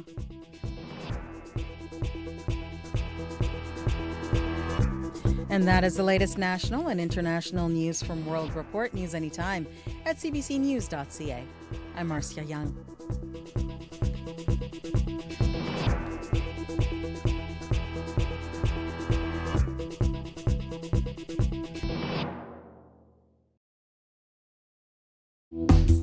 Good morning, Manitoba. I'm Marcy Marcusa. This is Information Radio. We're live in downtown Winnipeg. Thanks for being here. It is Tuesday morning. It's drier today than yesterday. Stay with us. This is the morning show. This hour on the program, we have a reprieve in the rain for now, but all of this water needs to go somewhere. We have had so much rainfall in 2026 so far. This hour, CBC's Bartley Kivas, who's been covering floods in this province for decades, will be in to talk about how this year compares to previous floods and where all this water is going to go. So stay tuned for that. Also this hour on the program, sometimes it feels so good just to scratch that itch, but if it's a mosquito bite, maybe hold off. Stay tuned. We'll talk about the methods that best work to take the itch out. And we're going to talk to the founder of a Winnipeg theatre company centered on expanding representations of disability in theatre and why she's stepping away from her role and what's next. Stay tuned. Right now, Heather Wells is in next to talk about headlines. Good morning. Well, a pharmacy in Dauphin is going to great lengths to help people in the area cut off by flooding. They are using a helicopter to get medications out to people who can't get to the pharmacy, and local fire department is also providing a boat to help with deliveries. We'll hear more about that. And today, the City of Winnipeg's Executive Policy Committee looks at whether to fund a feasibility study for a new arena at Nawe Udina. Treaty 1 Development Group wants to build a 6,000-seat arena at Taylor and Kenaston. Councillor John Orlico says a new arena is needed in Winnipeg, but the proposal has hit a snag. We'll hear about that in our next local news coming up at 7:30. Okay, thanks, Ed. Thank you. Abby. I got carried away with Corey there, Marcy. Mild one. What are you guys doing on that side of the glass? Need to know only. Summer vibes. Mild conditions, sunshine outside here in the city as we start our Tuesday. But for folks in the northern parts, talking about the far north, you should be aware of this air quality alerts that we have due to the smoke causing poor visibility and, of course, poor air quality around the Lynn Lake and to the lake area this morning. But for the southern regions, it's more about sunshine to start before we see the shift in sunny conditions to cloudy conditions later in the day. Here in Winnipeg, 18 degrees, sunny outside. We're expecting a high of 24. Then the cloud will roll in later, and that's what we're seeing in the Morden area, the Brandon area, the Dauphin, and even the Gimel area. We're looking at temperatures between 13 and 18 at this time, all climbing towards 25. Then far north, we're seeing 15 and sunny around the Pond, Thompson, and then cooler and wetter conditions around Tudula Lake and Churchill, where we have light rain falling there at this time with temperatures sitting near 12 and 13 degrees. And of course, highs would only be close to 25. So expect more cooler than yesterday today across the regions. Winnipeg right now, sunny and 18 outside. All right, thanks, Abby. Thank you. Well, Corey Funk has popped into my side of the glass to tell us what's up on the commute. Yes, if you're wondering, Abby and I were talking about LL Cool J. If you're wondering. Cool. And how he wraps around CDs. Yes, very important topic to talk about. Vic called the commuter line, he said earlier, northbound Henderson and Wellens Lane, median and middle lanes are blocked right now, or possibly still blocked, might be cleared. There was some emergency vehicles blocking those lanes, so keep right to get around that if that is in fact still a problem. I'd love to get an update on that actually if you see what's going on. That's that street kind of right just before Wellams? Chief Peguis. Yeah, it's a little small one. Yeah, exactly. Yep. And as well, there's some construction going on right now, northbound Pembina, going over the Abinogi-Mikina overpass towards Plaza. You lose your two right lanes, so keep left to get around that. As you can imagine, a bit of a bottleneck situation there as well this morning. Also, those highways in kind of the northwestern part of southern Manitoba here. We're talking around the Duck Mountains area, up in Swan River, down to Roblin. Lots of closed highways around there because of flooding. So keep an eye out. Check Manitoba 511 before you hit the highways in that area of the province this morning. If you see anything else, though, give me a call. That number, 204-788-3093.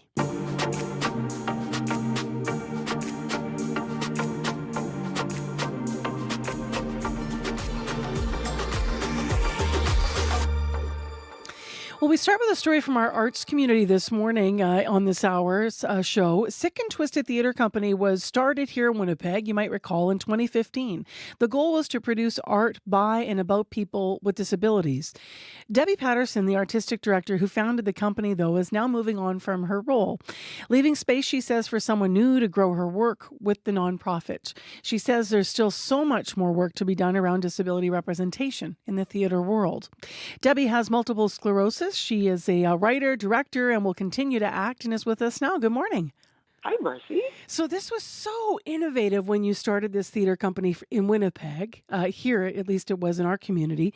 How are you feeling from stepping away? Well, I'm feeling good about it. I feel like we've done really good work to sort of establish the company, and it's at a point now where someone else can take over. You know,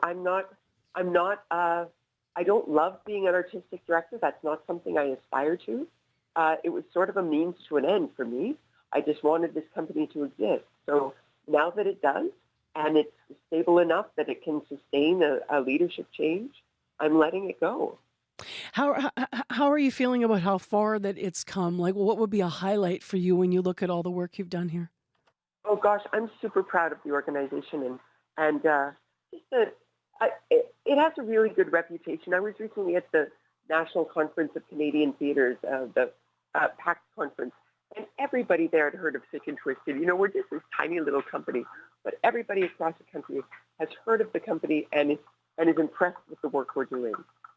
A key tenet of the organization is nothing for us without us. Have you seen growth when it comes to that? I have, yeah. I mean, it's not enough, but it's good. I mean, it's less acceptable to cast a non-disabled actor in as a character who has a disability. It still happens. It's less acceptable. It's definitely frowned upon, which is great. We just need more disabled actors playing any role. What is it going to take to get over that hump, given that it is still happening? I know it just happened recently. I can't recall the production, but what do you think it's really going to take? Is it just continuing to talk about it, or is it maybe more is it more organization in the actor groups, or? I think it's just more shame. More shame for directors who do it. We've been doing our best to develop more actors with disabilities, and I know there are a number of organizations across the country that do that. And more training programs are open to actors with disabilities because of this advocacy. So I think we just need more education, really. Mm-hmm. I think directors don't get it. Like, they don't realize that it's not that hard, you know? It's not that hard to accommodate an actor with a disability. And in fact, when you do, you bring all this experience into the room that you wouldn't otherwise have. Let's talk about that again, because Sick and Twisted Theatre, you use this line as well, quote, explores aspects of the human condition we only have access to by virtue of that lived experience, end quote. Tell me more about what that means, given, your own personal experience becoming disabled. Yeah. I mean, we live in an ableist society, so all of us have internalized ableism. We all feel shame about the things our bodies can or can't do. And that limits our choices and limits our scope in the world. And so when you are forced to confront that, and when you wrestle with the fact that your body doesn't actually do all the things you think it should, or you have to overcome the shame, you have to embrace what your body actually does, and then you can move into, well, who am I in this body? Who am I? What is my value as a person? Not just as a worker or as someone who can produce. You need to recognize the inherent value of individuals as human beings rather than based on our ability to produce, and it changes your worldview. Now that you're, moving on from your baby, I'm wondering what you're going to be busy with. I know you have a fringe show that's debuting at the festival soon, Happy Valley. Tell us a little bit about it. Yeah. Yeah, sure. That started. So I did The Only Good Indian at Theatre Project last September, and it's a one-person show that is about 80% of it is written by the person who performs it. So I did a bunch of writing for that, and I liked my writing, so I took my writing from that show, and I've developed a new show out of it that explores disability, that explores climate change and reconciliation, kind of by exploring the connection between our bodies and the land. And Happy Valley is the name of a neighborhood my dad grew up in near Sudbury that was very polluted, and there are a lot of health conditions from people who grew up there. It's currently, you can't go down into the valley. It's so polluted. It's blocked off the road. You can't even go down to visit it. Before you go this morning, I wonder, because you've been so public with your journey with MS and then starting the theater, and how do you look at yourself today, and how do you describe your greatest strengths today because of the way your life has developed and grown? Wow. Okay, I think my greatest strength is my vulnerability and my willingness to see all weaknesses as assets. We lost you at the end there, but I think you said your willingness to see weaknesses as assets. That's what I said, yes. Yeah. That's quite a statement. Love that. Well, take that forward into whatever you're going to be doing next, most pressing, the Fringe show. And thank you very much for coming on to talk about Sick and Twisted with us, Debbie. Appreciate it. Thanks so much, Mercy. As Debbie Patterson, the founder of Sick and Twisted Theatre, writer, director, and actor, she'll be stepping away from Sick and Twisted as the artistic director of that company. On the topics that matter, your voice should be heard. It looks like this is maybe a one-day blip when farmers across the province need hot and dry. Radio Noon is where you can voice your take. In general, it's harder to find a job even if you're educated. I'm Marjorie Dowhouse. From 12:15 to 1 p.m., Radio Noon opens the phone lines on one important topic. When I was 5 or 6, my parents gave me seeds and helped me plant them. That was probably close to 70 years ago. And here I am still gardening. It just brings everyone together. Radio Noon's call-in segment, 204-780-0893. We want to hear from you weekdays on CBC. 7:22 a.m. The latest from the flood zone coming up in your news at 7:30 with Heather Wells, so stay tuned for that. Today, we have a bit of a reprieve in terms of no rain in the forecast, except up in Churchill, so it's looking pretty good here down south, including in Westmount, which is a very affected area of the province. Currently in Winnipeg, we've got some sunshine. It's 18 degrees. You are expecting sun in Brandon and 23 today. Well, a lot of people are pretty excited about next Monday. Chance the Rapper is going to be in Winnipeg playing Canada Life. Maybe you've got tickets to go if you're lucky. We're trying to get Chance the Rapper on one of the shows, by the way. No confirmation just yet. So in the meantime, you can turn up your radio. Here's Chance the Rapper with All Day Long featuring John Legend. Yep. And we back.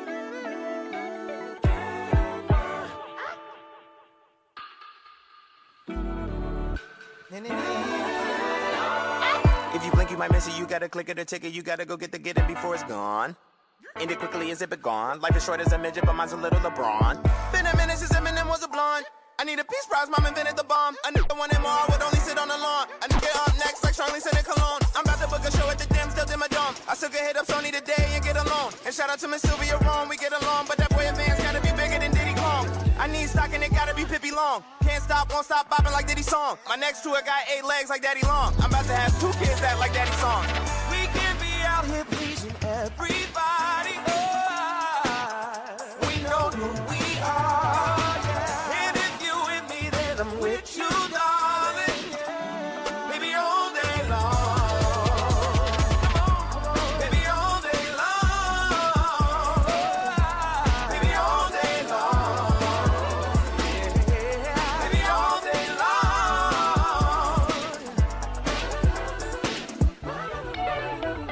This is the day to get the scenic route, but this is the way. That's all news, baby. This is today. They gon' miss us today. You will miss us today. This is the day to get the scenic route, but this is the way. That's all news, baby. This is the day. They gon' miss us today. You will miss us today. Backyard blasted, dance till it's grassless, patio glass, the mazel tov cocktails, bumper bombastic. Used to drop plastic. Marley comes soon. I only drop plastics. Everyone asks when that heat gon' drop, when that knee gon' drop, when is he gon' pop? The question we all got, cause this could be our block. You're living in a glass house, we can see our clocks, but I can see it from the other side, see our rocks. And we could have been Magneto if you see our locks, but we share it with the world, not just fans. Come out clean, looking like we jumped the broom and the dustpan. So now we're here and we acting out. Dame Dash champagne in the back of town. Now I'm back in my bag and the cat is out. Burn a hole in my pocket like a black and mouth.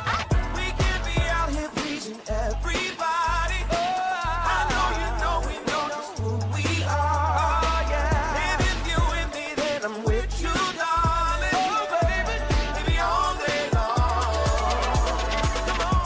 Baby, all day long. Baby, all day long. Baby, all day long.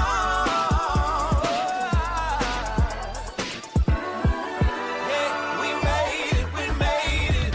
I'm feeling grateful. I'm here with my favorite. Oh God, I'm thankful. Our song and we played it. So good. It's going to be a fun show in Winnipeg on Monday. Chance the Rapper with John Legend in this one all day long. They are playing, sorry, not John Legend playing, but Chance the Rapper is playing on Monday, Canada Life Center here in Winnipeg. Fun stuff, hey, Scott? Oh, yeah. Yeah. Get you going on a Tuesday morning. No doubt. I will tell you truthfully that Corey Funk is dancing behind the glass right now. Love it. In a funky sort of way? In a funky sort of way, as he always does, that Corey Funk. Mm-hmm. Well, the U.S. is not all smiles and dancing around. That was quite a loss last night to Belgium. Yeah, 4-1 in the end. The Americans, Marcy, masters of their own undoing with their goalie Matt Freese's blunder, the most egregious of their mistakes. Trailing by 1 in the second half, Freese tripped over his own foot while trying to make a pass, with that error ending up in the back of his net. For some, Marcy, the result will feel like karma. After all, the Americans were playing with Fuller and Balogun in their lineup. The star striker was supposed to miss last night's game after picking up a red card in his previous match, but U.S. President Donald Trump spoke to FIFA and Balogun's suspension was suspended. In the end, Balogun made little impact on the match, and after it was done, Belgian midfielder Nicholas Raskin shared his thoughts.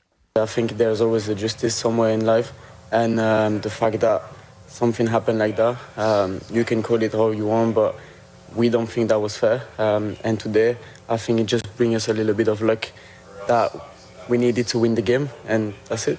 It's pretty clear the perceived injustice, Marcy, of allowing Balogun to play was front of mind for the Belgian team. After he scored his country's final goal last night, Romelu Lukaku mockingly performed Trump's signature double fist pump dance. And after that, Belgium's Football Federation posted the score of the game on social media with the words, "Overturn this." So, another emotional day at the World Cup, and I haven't even mentioned Cristiano Ronaldo playing his final match of the tournament. This after Spain eliminated Portugal, beating them 1-0. It was quite a day. So what's on tap today? Well, we'll find out who our final quarterfinalists are. First up, Marcy, it's the defending champions Argentina taking on Egypt. So will this be Lionel Messi's last World Cup match? That's questionable. The Argentines are favored to win, although their coach Lionel Scaloni says at this tournament it seems anything can happen. There's no clear favorite. The other day it looked as though France were a fearsome opponent, and they still are, but they struggled against Paraguay. Now we've seen Spain take on Portugal, and they also struggled right up until the last minute. No team has managed to maintain the form they were showing before the World Cup. Why? Because the opposition are playing so well. The conditions are different from what we've seen in previous World Cups. The performance of underdogs, Marcy, has been a major storyline over the past few weeks. Capo Verde's Cinderella run, probably the most notable. And it all gives FIFA more reason to consider further expanding the tournament. Already 16 countries bigger than the last one, soccer's world governing body is considering adding an additional 16 nations at the next one. The rationale being it's the 100th anniversary of the World Cup, so the bigger, the better. It would certainly lead to bigger revenue generation, which, if you've been following along, has its part to play in FIFA decision-making. Colombia and Switzerland is the last match tonight that'll be played in BC Place, the final game of this World Cup on Canadian soil. 16 more countries, man. We'll be going all summer. Maybe months longer. Yeah, that's true. What do you have your eye on outside of soccer, Scott? Massive match at Wimbledon this morning. Felix Auger-Aliassime taking on Novak Djokovic in the quarterfinals. Auger-Aliassime, Marcy, is trying to make the semis of a Grand Slam for just the third time in his career. The previous two were at the U.S. Open, while Djokovic continues his quest to win more majors than anyone in history. He is currently tied with Margaret Court, and at 39, the Serbian great is running out of opportunities. That match should start in about 2 hours' time. Ton of fun to watch. All right. Thanks a lot, Scott. You betcha. Every day, Scott Reguera is here with Morning Sports on CBC with his live report. I'm Marcy Marcusa. Thanks for being with us this morning. It's Tuesday. It is July the 7th, and you're on 89.3 FM. Still ahead on the show, are you doing the wrong thing when you get bitten by a mosquito? Are you putting something on your mosquito bite that actually is making your itch worse? We're going to find out in the next half hour. Right now, it's time for your CBC Winnipeg News. This is CBC News. Good morning. I'm Heather Wells in Winnipeg. At 7:30, we're at 17 degrees. We're headed to a high today of 24 with increasing clouds. The fire chief in St. Lazare says he is trying to help people stay calm as the Qu'Appelle and Assiniboine rivers rise around them. The ring dike for that western Manitoba town of about 200 people is sealed. Highway 41 into town is closed. Crews deployed tiger dams to top up the dike. Owen Jessup says he is optimistic the dikes and dams will hold, especially if they don't get any more rain. We're not at 2011 level yet, or not quite as much, because we're only getting one river. In those previous floods, we had both the Qu'Appelle and Assiniboine region at us. This time the Capella is kind of slow. The Assiniboine's pushing it back. Water levels in St. Lazare are expected to crest within 2 to 3 days. 22 families have been ordered to evacuate just south of that community. Now, Brandon is bracing for the highest water on the Assiniboine in at least 12 years. Stormwater from western Manitoba and eastern Saskatchewan has made its way into the Assiniboine. The province says the crest is expected to between July 12th and 15th. Larry Halleck has a front row seat to the river. At the last flood, I was here, and it was higher. I mean, that land back there was all underwater.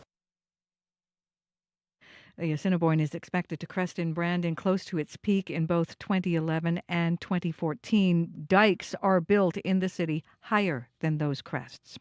Now, a pharmacy in Dauphin is going to great lengths to help people in the area cut off by flooding. Video posted by Dauphin Clinic Pharmacy of a helicopter departing with some of its out-of-town prescriptions. Co-owner Barrett Precision says the helicopter was contracted by the province, while the local fire department has provided a boat to help with deliveries. He says they've been getting a lot of thankful messages from people. They know they can't get out of their yards or out of their communities, and we're finding ways to get them medications like insulin and inhalers. And, people are really stressed out, and if you don't have medications, that's just another thing to add to your flooded basement or flooded farmland right now. The province confirms it has arranged for a helicopter to support emergency services, and it is available to help deliver essential medical products as needed. You can hear more from Barrett Precision later today on Radio Noon. Some cottagers in the Whiteshell saw some wild weather yesterday. The area was under a severe thunderstorm warning. Daryl Bissett says he got a storm alert on his phone around 1 in the afternoon, and then he saw heavy rain, horizontal winds and hail blasting his cottage at Caddy Lake. He says they're safe, but there has been some damage on his block. Multiple trees that have snapped off or fallen over just within our block. So probably every cottager has at least 3 to 6 trees knocked down. And he thinks it may have been a tornado. As of late yesterday, Environment Canada could not confirm a tornado. Well, people in Kenora are being advised to plan alternate routes after heavy flooding from yesterday's wild weather. The city of Kenora is asking its residents to limit travel because of flooding and hazardous road conditions. The city says crews are actively responding to storm-related impacts across the community, including flooding, clearing fallen trees, and debris. Well, today, Winnipeg's Executive Policy Committee is going to look at whether to fund a feasibility study for a new arena at Nawe Udina. Treaty 1 Development Group wants to build a 6,000-seat arena at Taylor and Kenaston. Councillor John Orlico says a new arena is needed in Winnipeg, but the proposal has hit a snag, an agreement the city had signed with True North to build what is now Canada Life Centre. It gives True North exclusive negotiation and development rights over government-funded major sports and entertainment facilities for 25 years after the downtown arena opened. Orlico says because of this, the feasibility study would only examine the idea of a community arena, not a larger venue. Hopefully that Treaty 1 and True North can negotiate an agreement. The agreement with True North is over in 2029. So I think, there's opportunity to negotiate this or even slow down the feasibility study if they had to. CBC has reached out to True North and to Treaty 1. Well, NATO member nation leaders are announcing new arms deals at their summit in Ankara, Turkey. They include a new arms initiative focusing on drones. Prime Minister Mark Carney's been holding meetings with other NATO leaders on the margins of this summit, and one of those meetings has been with Turkey's President Recep Tayyip Erdogan. The two leaders have just announced they are launching free trade agreement negotiations. It would cover sectors like defense, critical minerals, energy, and advanced technologies, including aerospace. You can hear the latest national and international news coming up on World Report at 8. And you can find the latest Manitoba news throughout the day at cbc.ca/Manitoba. All right, Heather Wells, thank you. Thank you. Abby Adiemi now with our regional forecast on CBC. It's a mild summer weather day across the southern part of the province, Marcy, but if we look up north, we still have air quality quality warnings in place for Lynn Lake and Tuduli Lake, where smoke is really impacting that part of the province due to wildfire. Here in the city, mainly sunny outside. We're looking at temperatures around 18 degrees, heading to a high of 24 later, with some clouds rolling in later, along with windy conditions as we warm up to about 27 later in the day. For tomorrow, right? But for today, we get to 24. For other regions in the south, we're looking at temperatures between 12 and 17. For the northern area, we're seeing sunny conditions and 17 right now, warming to 27. Brandon is at 12 degrees with sunny conditions, a high of 23.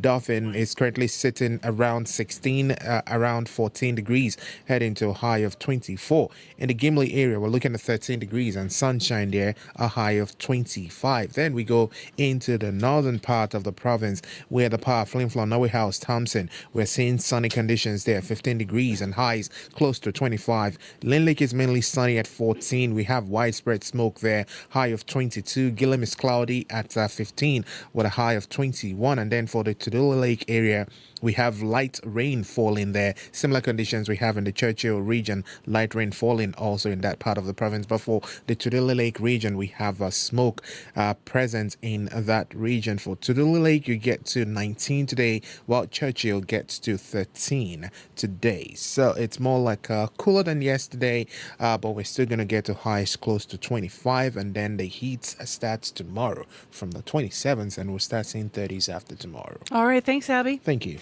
Corey Funk is in with a look at our commute this morning. Yes, one issue to keep an eye out for if you're heading northbound Pembina, crossing over the Abinogi-Mikina overpass there, heading towards Plaza. There's new construction there that's closed off the right and middle lane, so you just got that far left lane. So that could cause some backups for you this morning. I did hear earlier about an issue on Wellams Lane, northbound Henderson at Wellams Lane, just before Chief Peg was there, about emergency vehicles blocking the far left lane and median lane. So there could be an issue there as well. But if you do see anything else going on, give me a call on the CBC commuter line. If that's cleared, I'd love to hear about that too. That number to call, 204-788-3093. Well, we are still looking for calls, Corey, of people's musical memories. Yes. To win tickets, 2 weekend passes, in fact, to the Salamander Music Festival, Summer Music Fest in Brandon. So, folks in Brandon, we know you've got so much flooding right now. It's nice to look forward to something. This is mid-month in July, so we're going to pick a winner by the end of the week. So we want you to call us with your musical memory, 788-3205, or you can email us at win@cbc.ca. Mine goes back to probably maybe late 90s, early 2000s maybe. I was trying to find the exact date and I couldn't come up with it. But I was at a concert in Chicago. I went to visit a friend there with another friend. So 3 college friends. And we took the subway, kind of the outskirts of the city. And we were outside. We had to walk to this outdoor venue, a big amphitheater, kind of sunken though in, as amphitheaters are, and sat in the grass. And the wallflowers were playing when one headlight was huge. And it was fun. Yeah. I don't think I've ever heard that song. You probably have not heard that song. I'm dating myself, but maybe we can pull it. Pull it for later. It's good. Okay, we'll do. Yeah, do it. Next on the show, let's talk about what happens when you're sitting on the grass at an outdoor music festival or anything else. You probably come away with a lot of mosquito bites. Now, yesterday on the show, we heard from an entomologist who talked about how to deter mosquitoes from our yard. Sometimes, though, those annoying little bloodsuckers are impossible to avoid. So today we turn to the itch. The things that are wrong about fixing the itch and the things that we should be slathering on ourselves to get some relief. Dr. Ivan Litvinov is with us via Zoom. He's a dermatologist and associate professor of dermatology over at McGill University. Good morning. Good morning. Thank you for having me. So we know a ton about mosquitoes in Manitoba, but for people that have forgotten, what is actually going on? What is inserted in our skin when a mosquito bites us? Why are we itchy? Yeah, basically, so the mosquitoes evolutionarily developed when they bite us to insert saliva, which also contains a lot of vasoactive peptides to help dilate the vessels, to stop the blood from clotting. And that triggers, quite a strong immune reaction, immediate immune reaction from our bodies where, our mast cells degranulate, releasing histamine, producing this itch. You have various other immune pathways activated. We call it Th2 immunity, which would produce a type of response like hives, urticaria. In fact, mosquito bites, black fly bites, we call it all popular urticaria. So you can think about like stinging nettle type of induced urticaria, or people can get hives due to a variety of reasons. In this case, the urticaria, the popular urticaria, is physically induced by the saliva of mosquito that is injected into under our skin. You mentioned hives. Why do some people blow up with hives and some people just don't seem to have that big of a reaction? Yeah, so again, it's our immune system. So some people would be highly sensitive to mosquito bites, and so they would have quite a strong reaction, while other people feel it less. So there is obviously a normal range of sensation and variability. And there is also, on the other hand, some people who are affected by a variety of conditions, lymphoproliferative disorders, EBV virus sort of type of conditions, can have actually exaggerated bite reactions. So if you know somebody who gets big blisters, big rashes after mosquito bite that don't resolve, that have exaggerated reaction, they need to go see their doctor and make sure there's no underlying condition. So there's quite a bit of variability there. Does scratching it make it worse? What actually is happening when we scratch the bites? Yeah, exactly. So there you're adding physical stimulus in addition to the chemical stimulus of saliva and those vasoactive peptides. So that would actually trigger more mast cell degranulation, more immune reaction. So this is why we recommend, rather than scratching, put a piece of ice on it, put something cold on it, which is soothing, cooling, will calm the skin down. And of course, what I recommend all my patients is to have prescription strength topical corticosteroids. Any family doctor, any dermatologist can give you medium strength corticosteroids to full strength corticosteroids. And you put just a little bit on that itchy spot. And essentially the corticosteroids topically will come down the eruption. And it's safe for children. It's safe for, pregnant patients. So this is a nice strategy to deal with it. I certainly do it here where I'm at my cottage and getting bit. Do products like, Afterbite and such, do they do the same thing? No, they're obviously over the counter, so they would not have anti sort of immune response as you would expect from a topical steroid. Basically, the Afterbite, they have baking soda, they have alkaline preparations. Their essential goal is to try to maximally neutralize the saliva. Saliva is a little bit acidic, so the Afterbite, usually, sort of alkaline preparation, they're gonna try to be more basic, more alkaline, to neutralize whatever the left of the saliva in the skin. Got it. Now, you mentioned baking soda there. There's a lot of people that talk about home remedies like baking soda, I think toothpaste, vinegar, and even honey. Do they help, all these natural products? Sure, why not? Let's talk about all those things and what can we do for each. So baking soda, like we said, it can neutralize the, acidic milieu of the saliva of the insect, therefore helping the itch. Otherwise, there's a lot of receptors in our skin for different sensations. So let's talk about toothpaste and anything containing menthol, camphor, some of those essential oils. When you put menthol on the skin or menthol preparation like calamine lotion, it gives you a cooling sensation. Right now you're feeling more cooling. So now at the same spot, the receptors are competing for the itch versus this cooling sensation feel. So we do that. So we actually play with the immune system. For the itch, we give a combination of creams. For instance, I save to the pharmacy, please compound 0.25% menthol, 0.25% camphor in hydrocortisone cream, and that is very effective for itch. Otherwise, people can use pramoxine containing preparations. So for instance, CeraVe Itch Relief is a good example. It's over-the-counter cream. It contains pramoxine, which has a little bit of a numbing effect on the skin. So there's a lot of things that you can prepare at home or obtain over-the-counter to fight itch. Super interesting that there are so many options for us. And you said calamine lotion, and I had this flashback to the 80s. I was covered in that pink stuff here running around Winnipeg. Yeah. Thank you very much for going through this with us. Unfortunately, it looks like we're in for a bad year here in Manitoba. So appreciate your advice. Very well. So go see your doctor, ask for camphor, menthol, corticosteroids, and put it regularly. Thank you. Bye-bye. Yeah, take care. Dr. Ivan Litvinoff with us live on Zoom, dermatologist and associate professor of dermatology at McGill University.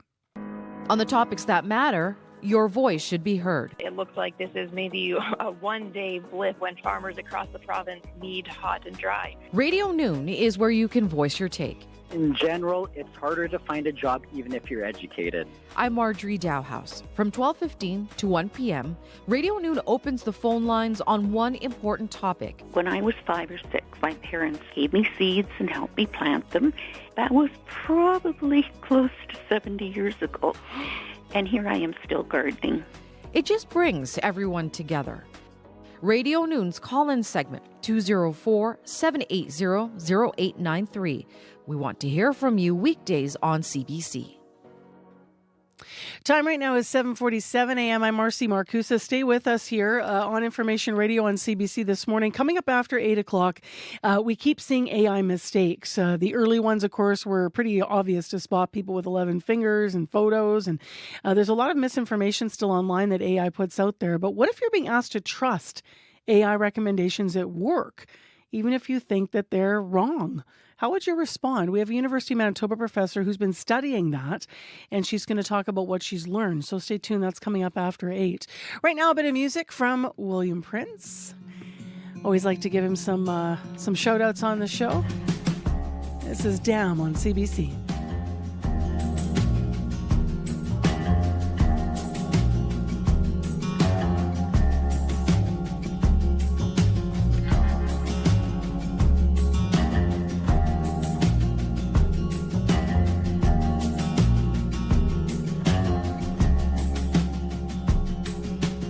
Emptiness is piling up, sleepless nights feel so rough, and you ain't taking your medication.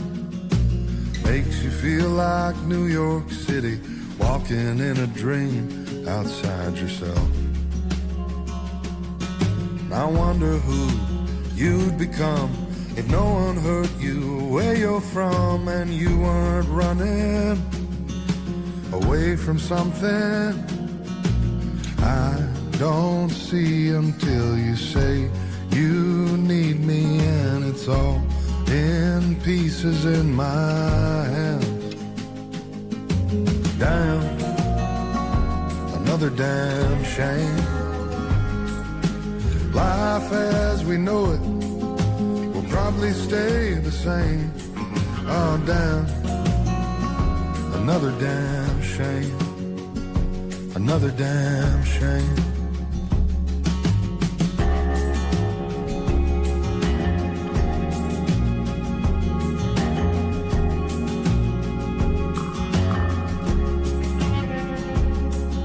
The rent is always due again. Feels like all of my friends are hanging without me. There's no one around me. Since you left, all I ever get is high enough to forget. Damn, another damn shame. Life as we know it will probably stay the same. Oh damn, another damn shame, another damn shame. The TV woke me up again, fell asleep in my pants, and I was shaking in some old basement, wondering who found me and laid me down with these family photos all around. Damn, another damn shame. Life as we know it will probably stay the same. Oh damn, another damn shame, another damn shame.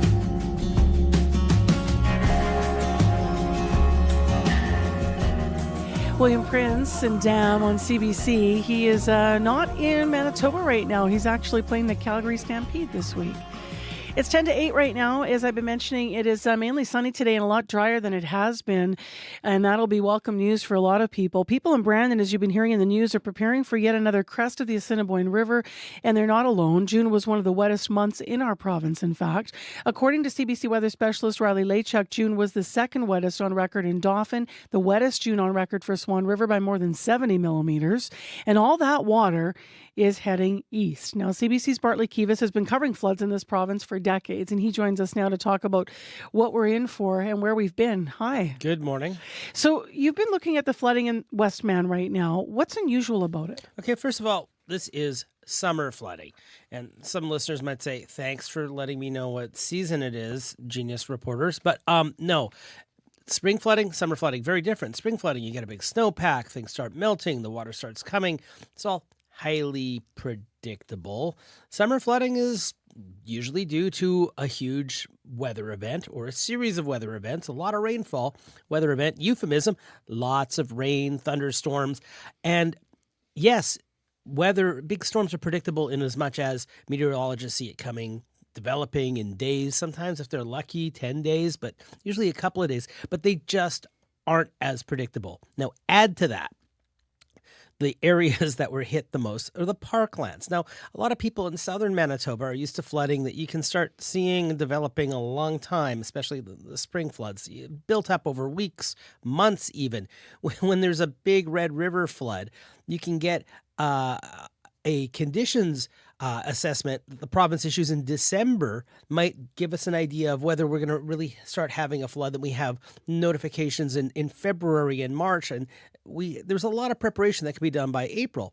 Parklands there's a lot of hills there. Now, people who live out there obviously know the topography. So if you're listening, I am sorry to tell you what you obviously see outside your window every day. But down here in southern Manitoba, people don't realize you've got 3 large areas that are basically islands, big plateaus above the prairie on the Manitoba Escarpment. You've got Riding Mountain National Park, you have the Duck Mountains, and then you have Porcupine Hills right on the Saskatchewan border.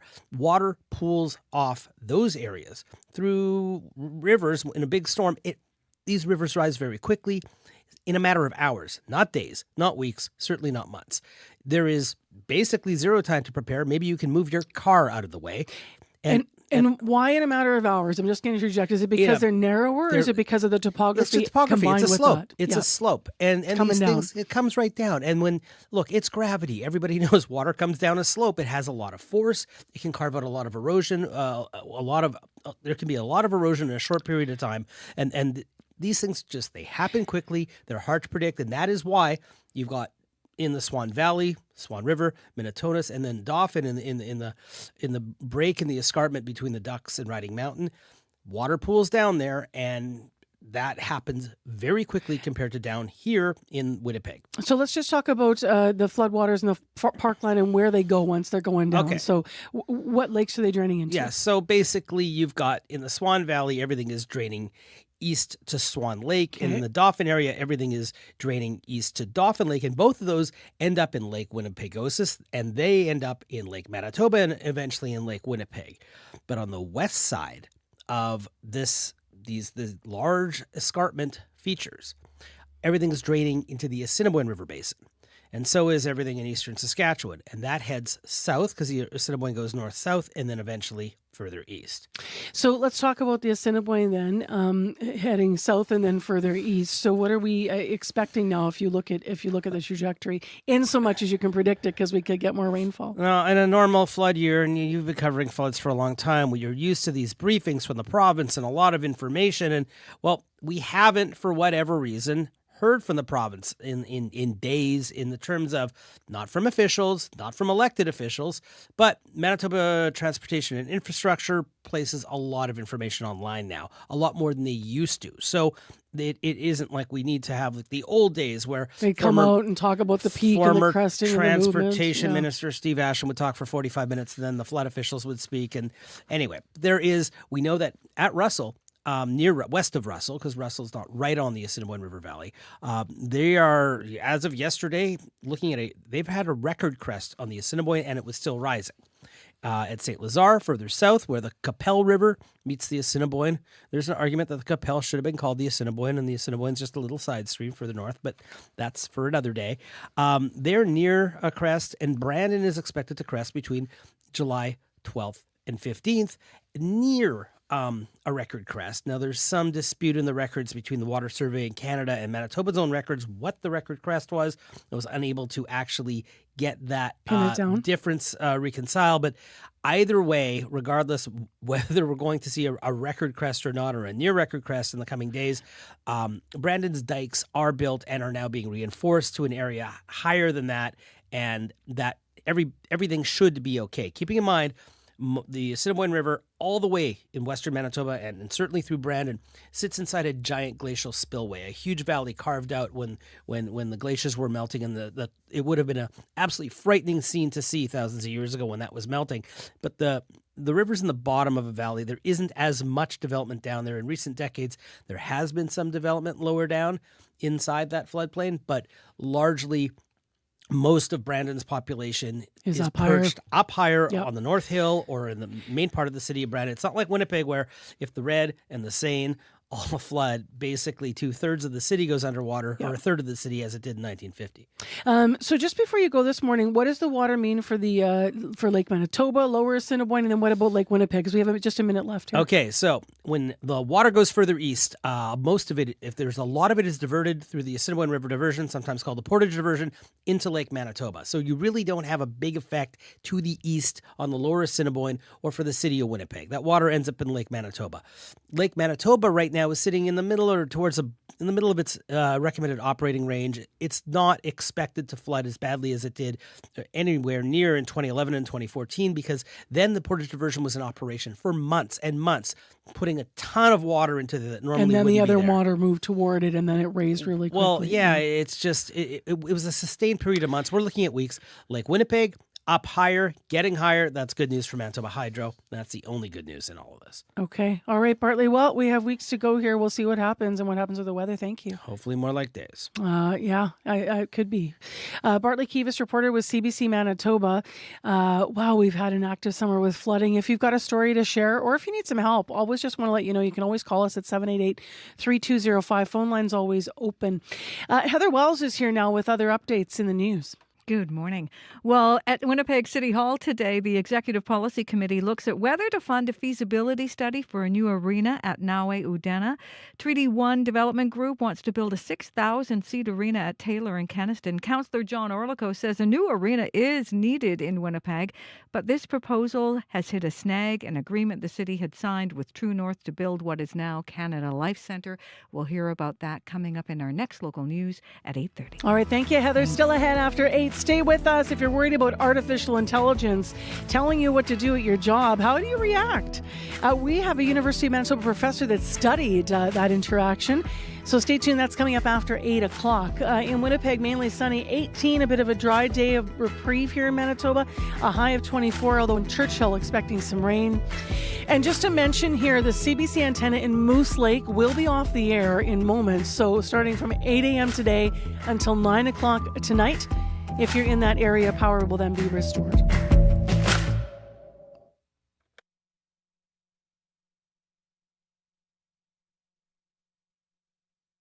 On Q. I'm Ali Hassan, sitting in for Tom Power. Before there was Katie Lang, before Peaches or Chapel Roan, there was Carol Pope. She was Canada's first queer female rock star. Carol's going to tell you all about how she went from a shy, bookish teenager to international queer icon. Q. This morning at 10, 10:30 in Newfoundland. And on CBC Listen, or wherever you get your podcasts. The CBC News is next. Coming up in half an hour, it's The Current. I'm Catherine Cullen. Over the last 3 years, complaints around dental diagnosis and billing have nearly doubled in British Columbia. We'll talk about how much of a problem dental overtreatment is in this country and how we can know if it's happening to us. That's coming up on The Current. This is World Report.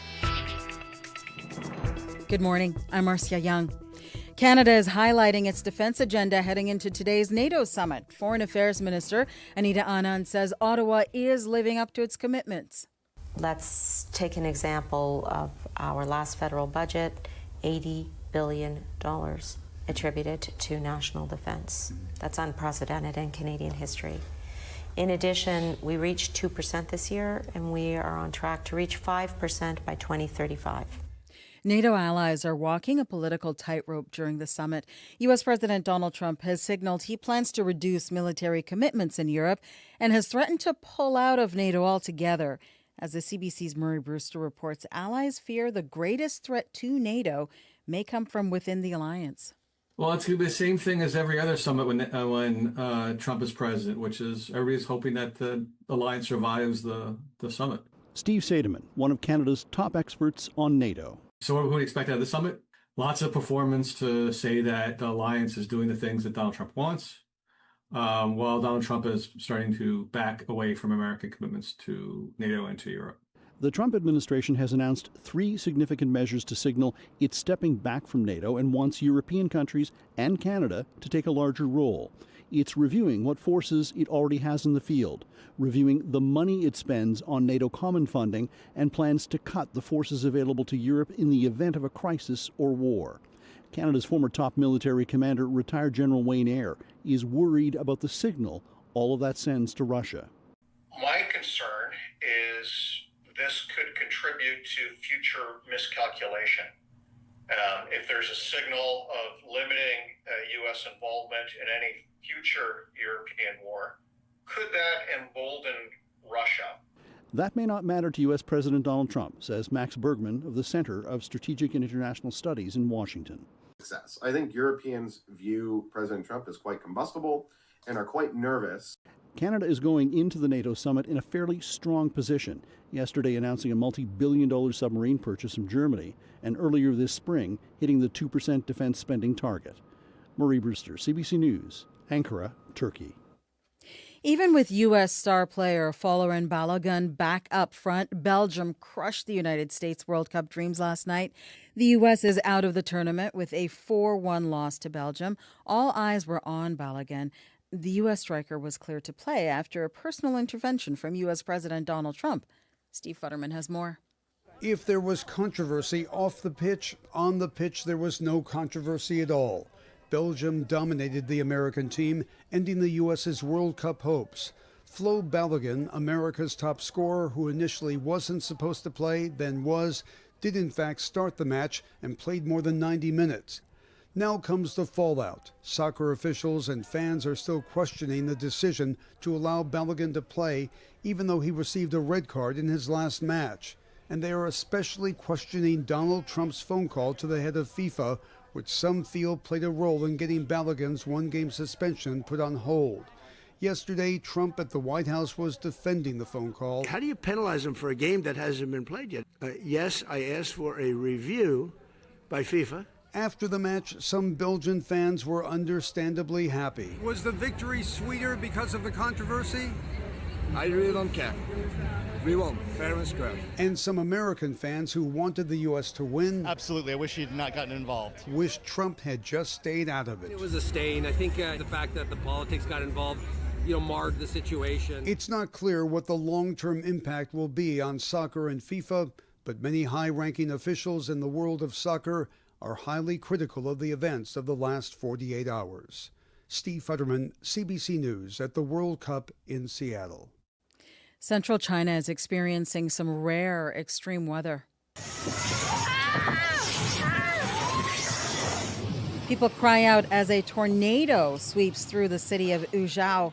At least 15 people are dead after storms hit the region. Officials say the winds reached around 150 kilometers an hour. Roofs of houses were ripped off and several cars were flipped over. In Western China, another storm triggered torrential rains and a landslide. Several people are believed to be buried. Thousands of homes have been damaged. Dozens of militants attacked a police post overnight in southwestern Pakistan.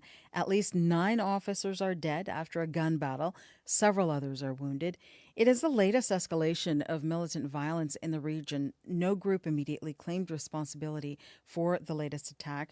Protests against the attacks on police are growing near the local highway. A woman in BC is fighting for control over her future. It is highlighting the divide in medical assistance in dying. Tanya Secord wants the right to plan her own death. She watched her father suffer with dementia. But as Jennifer LaGrassa reports, a separate debate on the expansion of MAID is holding her back.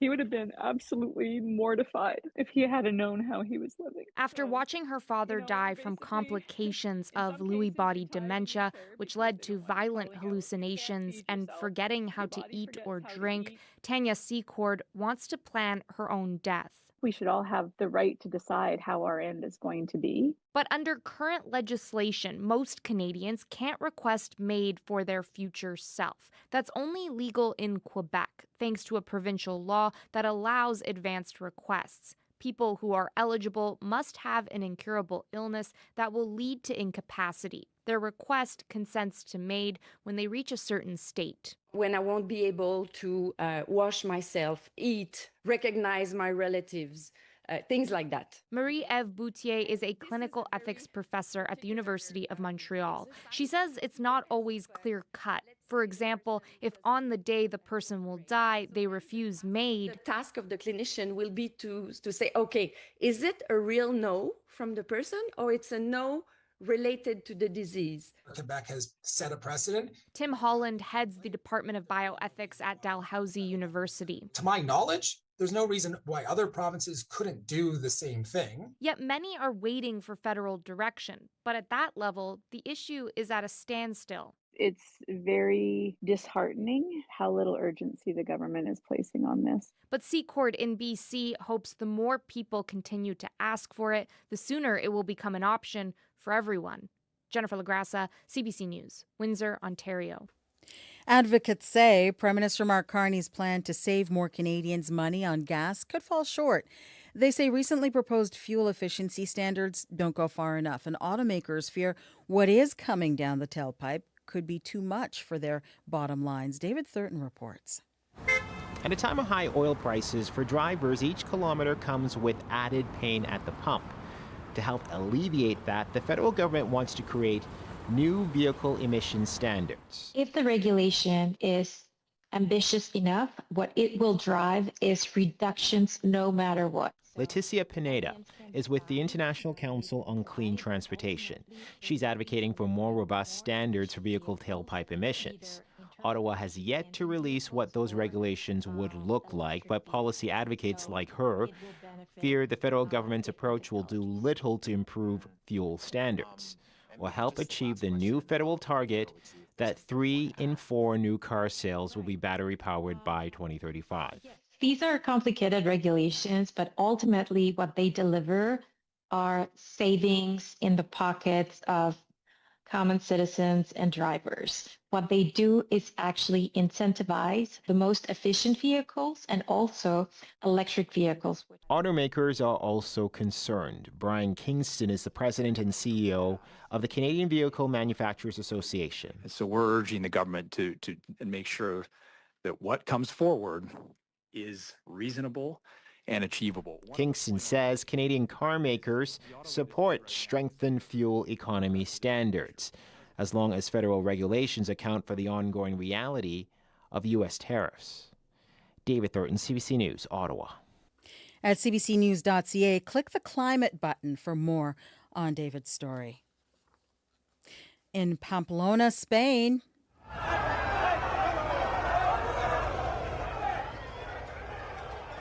at least 5 people are injured in the first bull run of the year. It happened during Spain's San Fermin festival.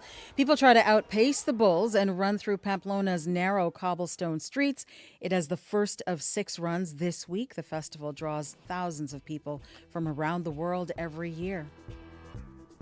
And that is the latest national and international news from World Report. For news anytime, cbcnews.ca. And did you know World Report is among the most popular podcasts in Canada? Don't miss out. Follow wherever you listen. I'm Marcia Young.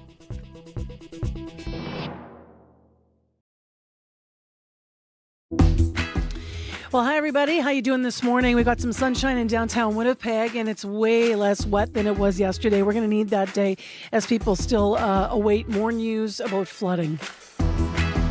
We'll get the latest in the news department, from the news department rather, in just a moment on where things stand in this province.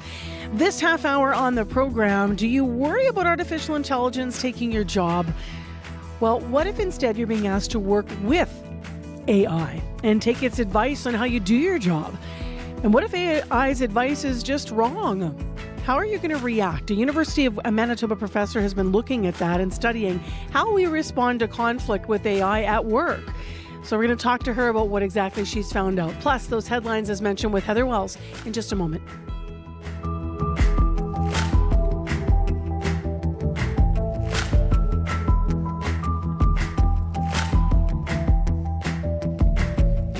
Heather, what are you leading with this morning? Well, good morning. Yeah, we go to St. Lazare where the fire chief says he is trying to help people stay calm as the Qu'Appelle and Assiniboine rivers rise around them. The ring dike for that western Manitoba town of about 200 people is sealed. Highway 41 into St. Lazare is closed and crews deployed tiger dams to top up the dike. Owen Jessup says he's optimistic those dikes and dams will hold. And a pharmacy in Dauphin is doing whatever it takes to deliver life-saving medications to people who have been cut off by flooding. Dauphin Clinic Pharmacy is working with other drugstores in the area to ship insulin, inhalers, and other prescriptions by boat and by helicopter. Those stories and more in our next local news at 8:30. All right. Thanks, Heather. Thank you. Well, let's get into the forecast today. Abby has some good news. Yeah, we are starting with sunny conditions in the southern part of the province, but we will begin to see this shift towards more like a cooler and cloudier day as we move through the morning hours. But for the northern part of the province, there's still that air quality warning in effect for the Lynn Lake and Tudor Lake region due to smoke from wildfires. So you need to take it easy out there. Here in the city, we're currently seeing sunshine outside, temperatures sitting around 20 degrees. We're expecting some clouds to roll in as we get towards your lunch break. A daytime high for today, 24, but the humidex, we're factoring it to feel like 27 outside. And then this would set us up for tomorrow and the coming days where we begin to warm up in the 27s and into the 30s. Similar conditions we're seeing across the southern regions. Most regions warming up to 24, 25 today. Then up north, bright to smoky conditions, and we're seeing temperatures already close to 18 degrees in some areas. Around the Split Lake area, we're seeing 15 degrees there. Most of the regions warming up close to 25, but for the Thompson, for the Churchill area, we see staggering conditions there. It's more like cloudy conditions and light rain around the Tudor Lake and Churchill area with temperatures just around 13 degrees, and Churchill stays at 13 all day. So Winnipeg, we are at 20 now, and it's going to feel like 27 later. All right. Thanks, Abby. Thank you. With the morning commute, reminder, the phone number and other things going on. Corey's in. Anything up? Nothing officially up yet this morning. I will say there's new construction. If you're just driving down northbound Pembina right now, you lose your two kind of right lanes when you're going over the Abino-Jamaica overpass towards Plaza. So it's just that left lane for you. So it might cause some backups there. Other than that, though, if you do see something, if you're walking, biking, driving, give me a call on the CBC commuter line. That number 204-788-3093.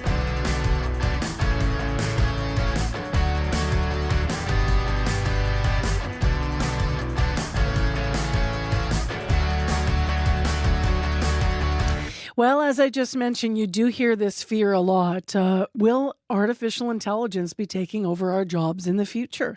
But what if you are being asked to welcome AI? A lot of companies are starting to do this and use the technology as a resource. And why not? Some of it is very good. But is it reliable? Is it truthful? And what happens when AI's recommendations conflict with your own ideas after your years of experience? Well, joining me now is Kimia Ansari to talk about this. Kimia is an assistant professor of management information systems over at the University of Manitoba's Asper School of Business. She's been studying this, how people respond to conflicts with AI at work. Thanks for being with us this morning. Hi. Hello, thank you very much for having me. It's a pleasure to be here. So tell me, give us a few examples to start with of the ways that an employee may be asked to work with AI.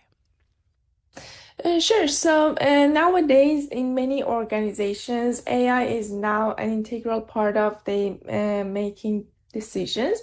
In many cases, when we talk about AI, we are mainly talking about its technical capability, and we often assume that AI will be used in organizations if it is accurate or useful. But in reality, this is not always the case. Especially people may reject AI's advice if they find it's not in line with their perspective. So if they find that it conflicts with their perspective and they disagree with it, they will reject it. As a result, that will lead to underutilization of AI and failure of AI implementation projects. For example, if a financial firm were to buy AI to help do something, what would they look to buy it for? Can you give us an example? Sure. For example, when they purchase an AI tool, they that is with the goal to help their employees to make more informed decisions, to make more precise decisions. For example, in case of investment, it is possible that people want to kind of go with option A for the investments, but they are not sure. They hesitate and they want to double check their perspective with the AI tools. So in this study, we focus on the fact that if their perspective is not aligned with AI one, if they say option A and AI recommends option B, then how this clash would affect their behavior in terms of advice. So if the person with experience is sitting there saying, I want to do option B, the computer's told you option A, you studied the reactions and you said there's two ways, I understand, that people might react to AI. What are those two ways? So they may either go with the AI option, so they would say that, okay, I'm wrong. Maybe AI has seen something that I would have not considered it before. So they will completely accept AI's advice. Or on the other hand, they may resist it. So they will say, okay, I have the experience, I have the authority, I know the knowledge, I have been in this field, for example, for so many years. So I'm not going with AI solution. So they will go with their own perspective. And if somebody doesn't want to go with the AI solution, how likely are they to trust the tech, or how do they view the tech then?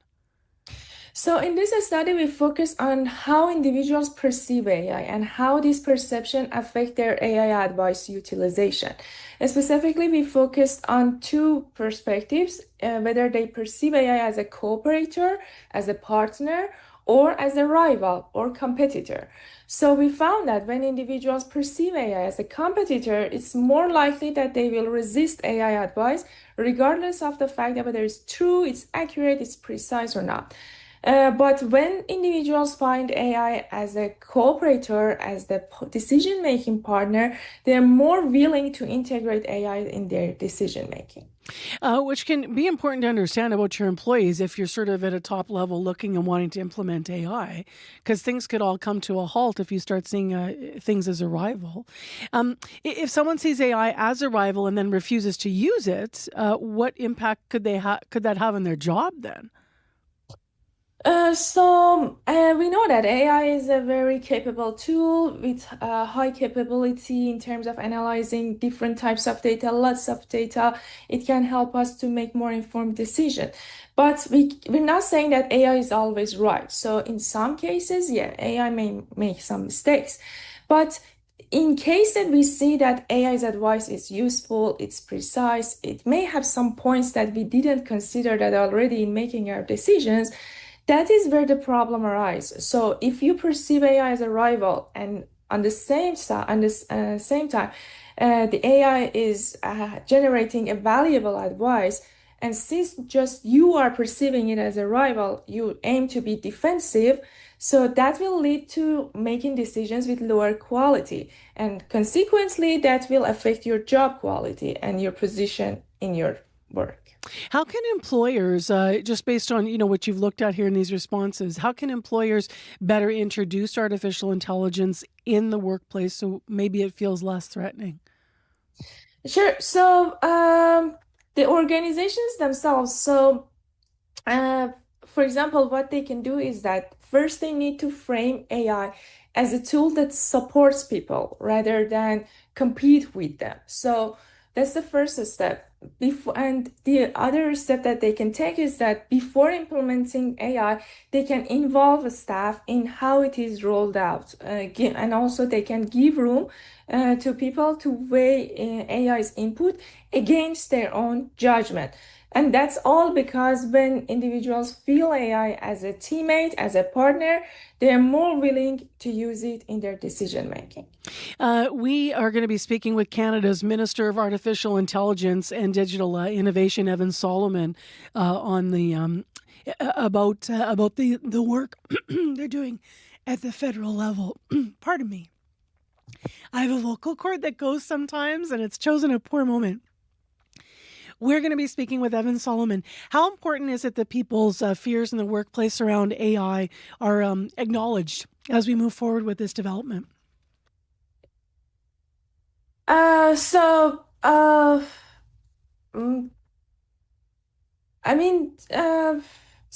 we cannot, so there is this discussion that, okay, AI is going to replace all of our positions, all of our jobs and everything. So, the honest answer is that it's less about job disappearing and it's more about job changing. The nature of job, the nature of the task that we are going is going to be changed. So it's not going to erase the roles. It's going to change the task, and how you adapt with this change matters. The more you are adaptable to these changes, the better you have the chance to kind of work and interact with these advanced technologies. And that's the way we're going, whether you're happy about it or not, right? Whether you're rivaling or partnering. Thank you very much for telling us about your research. Thank you very much. Thanks for having me here. That is Kimia Ansari with us live, an assistant professor of management information systems at the University of Manitoba's Asper School of Business. So her study is called Partner or Rival, How Human Artificial Intelligence Conflict Shapes Artificial Intelligence Aversion. And it was published in the Journal of Management Information Systems. Now, as I mentioned, we are going to have a conversation about AI, and that will continue tomorrow as we have Canada's Minister of Artificial Intelligence and Digital Innovation, Evan Solomon, on the show. He's going to talk to us about the federal government's AI for All strategy. On the topics that matter, your voice should be heard. It looks like this is maybe a one-day blip when farmers across the province need hot and dry. Radio Noon is where you can voice your take. In general, it's harder to find a job even if you're educated. From 12:15 to 1 p.m., Radio Noon opens the phone lines on one important topic. When I was 5 or 6, my parents gave me seeds and helped me plant them. That was probably close to 70 years ago. And here I am still gardening. It just brings everyone together. Radio Noon's call-in segment, 204-780-0893. We want to hear from you weekdays on CBC.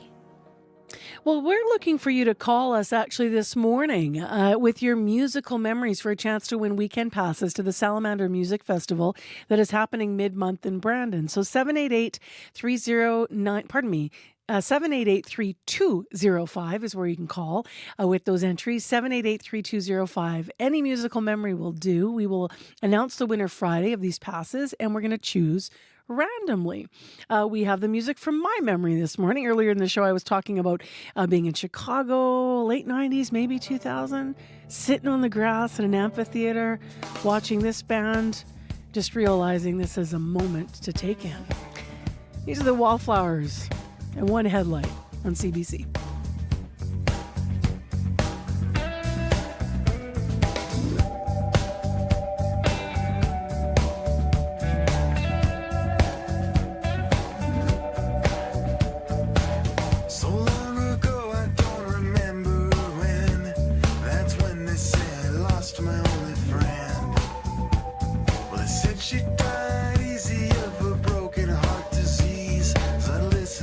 Cemetery tree.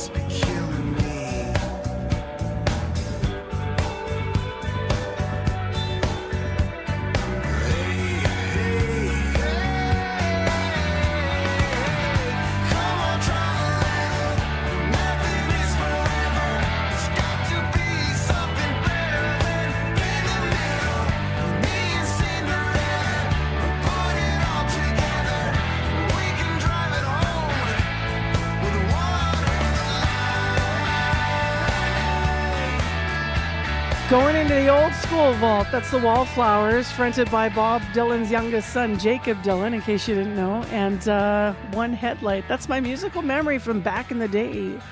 We're looking for yours, 788-3205, or win at cbc.ca for a chance to win passes, weekend passes, a pair of them, to the Salamander Music Festival coming up later this month.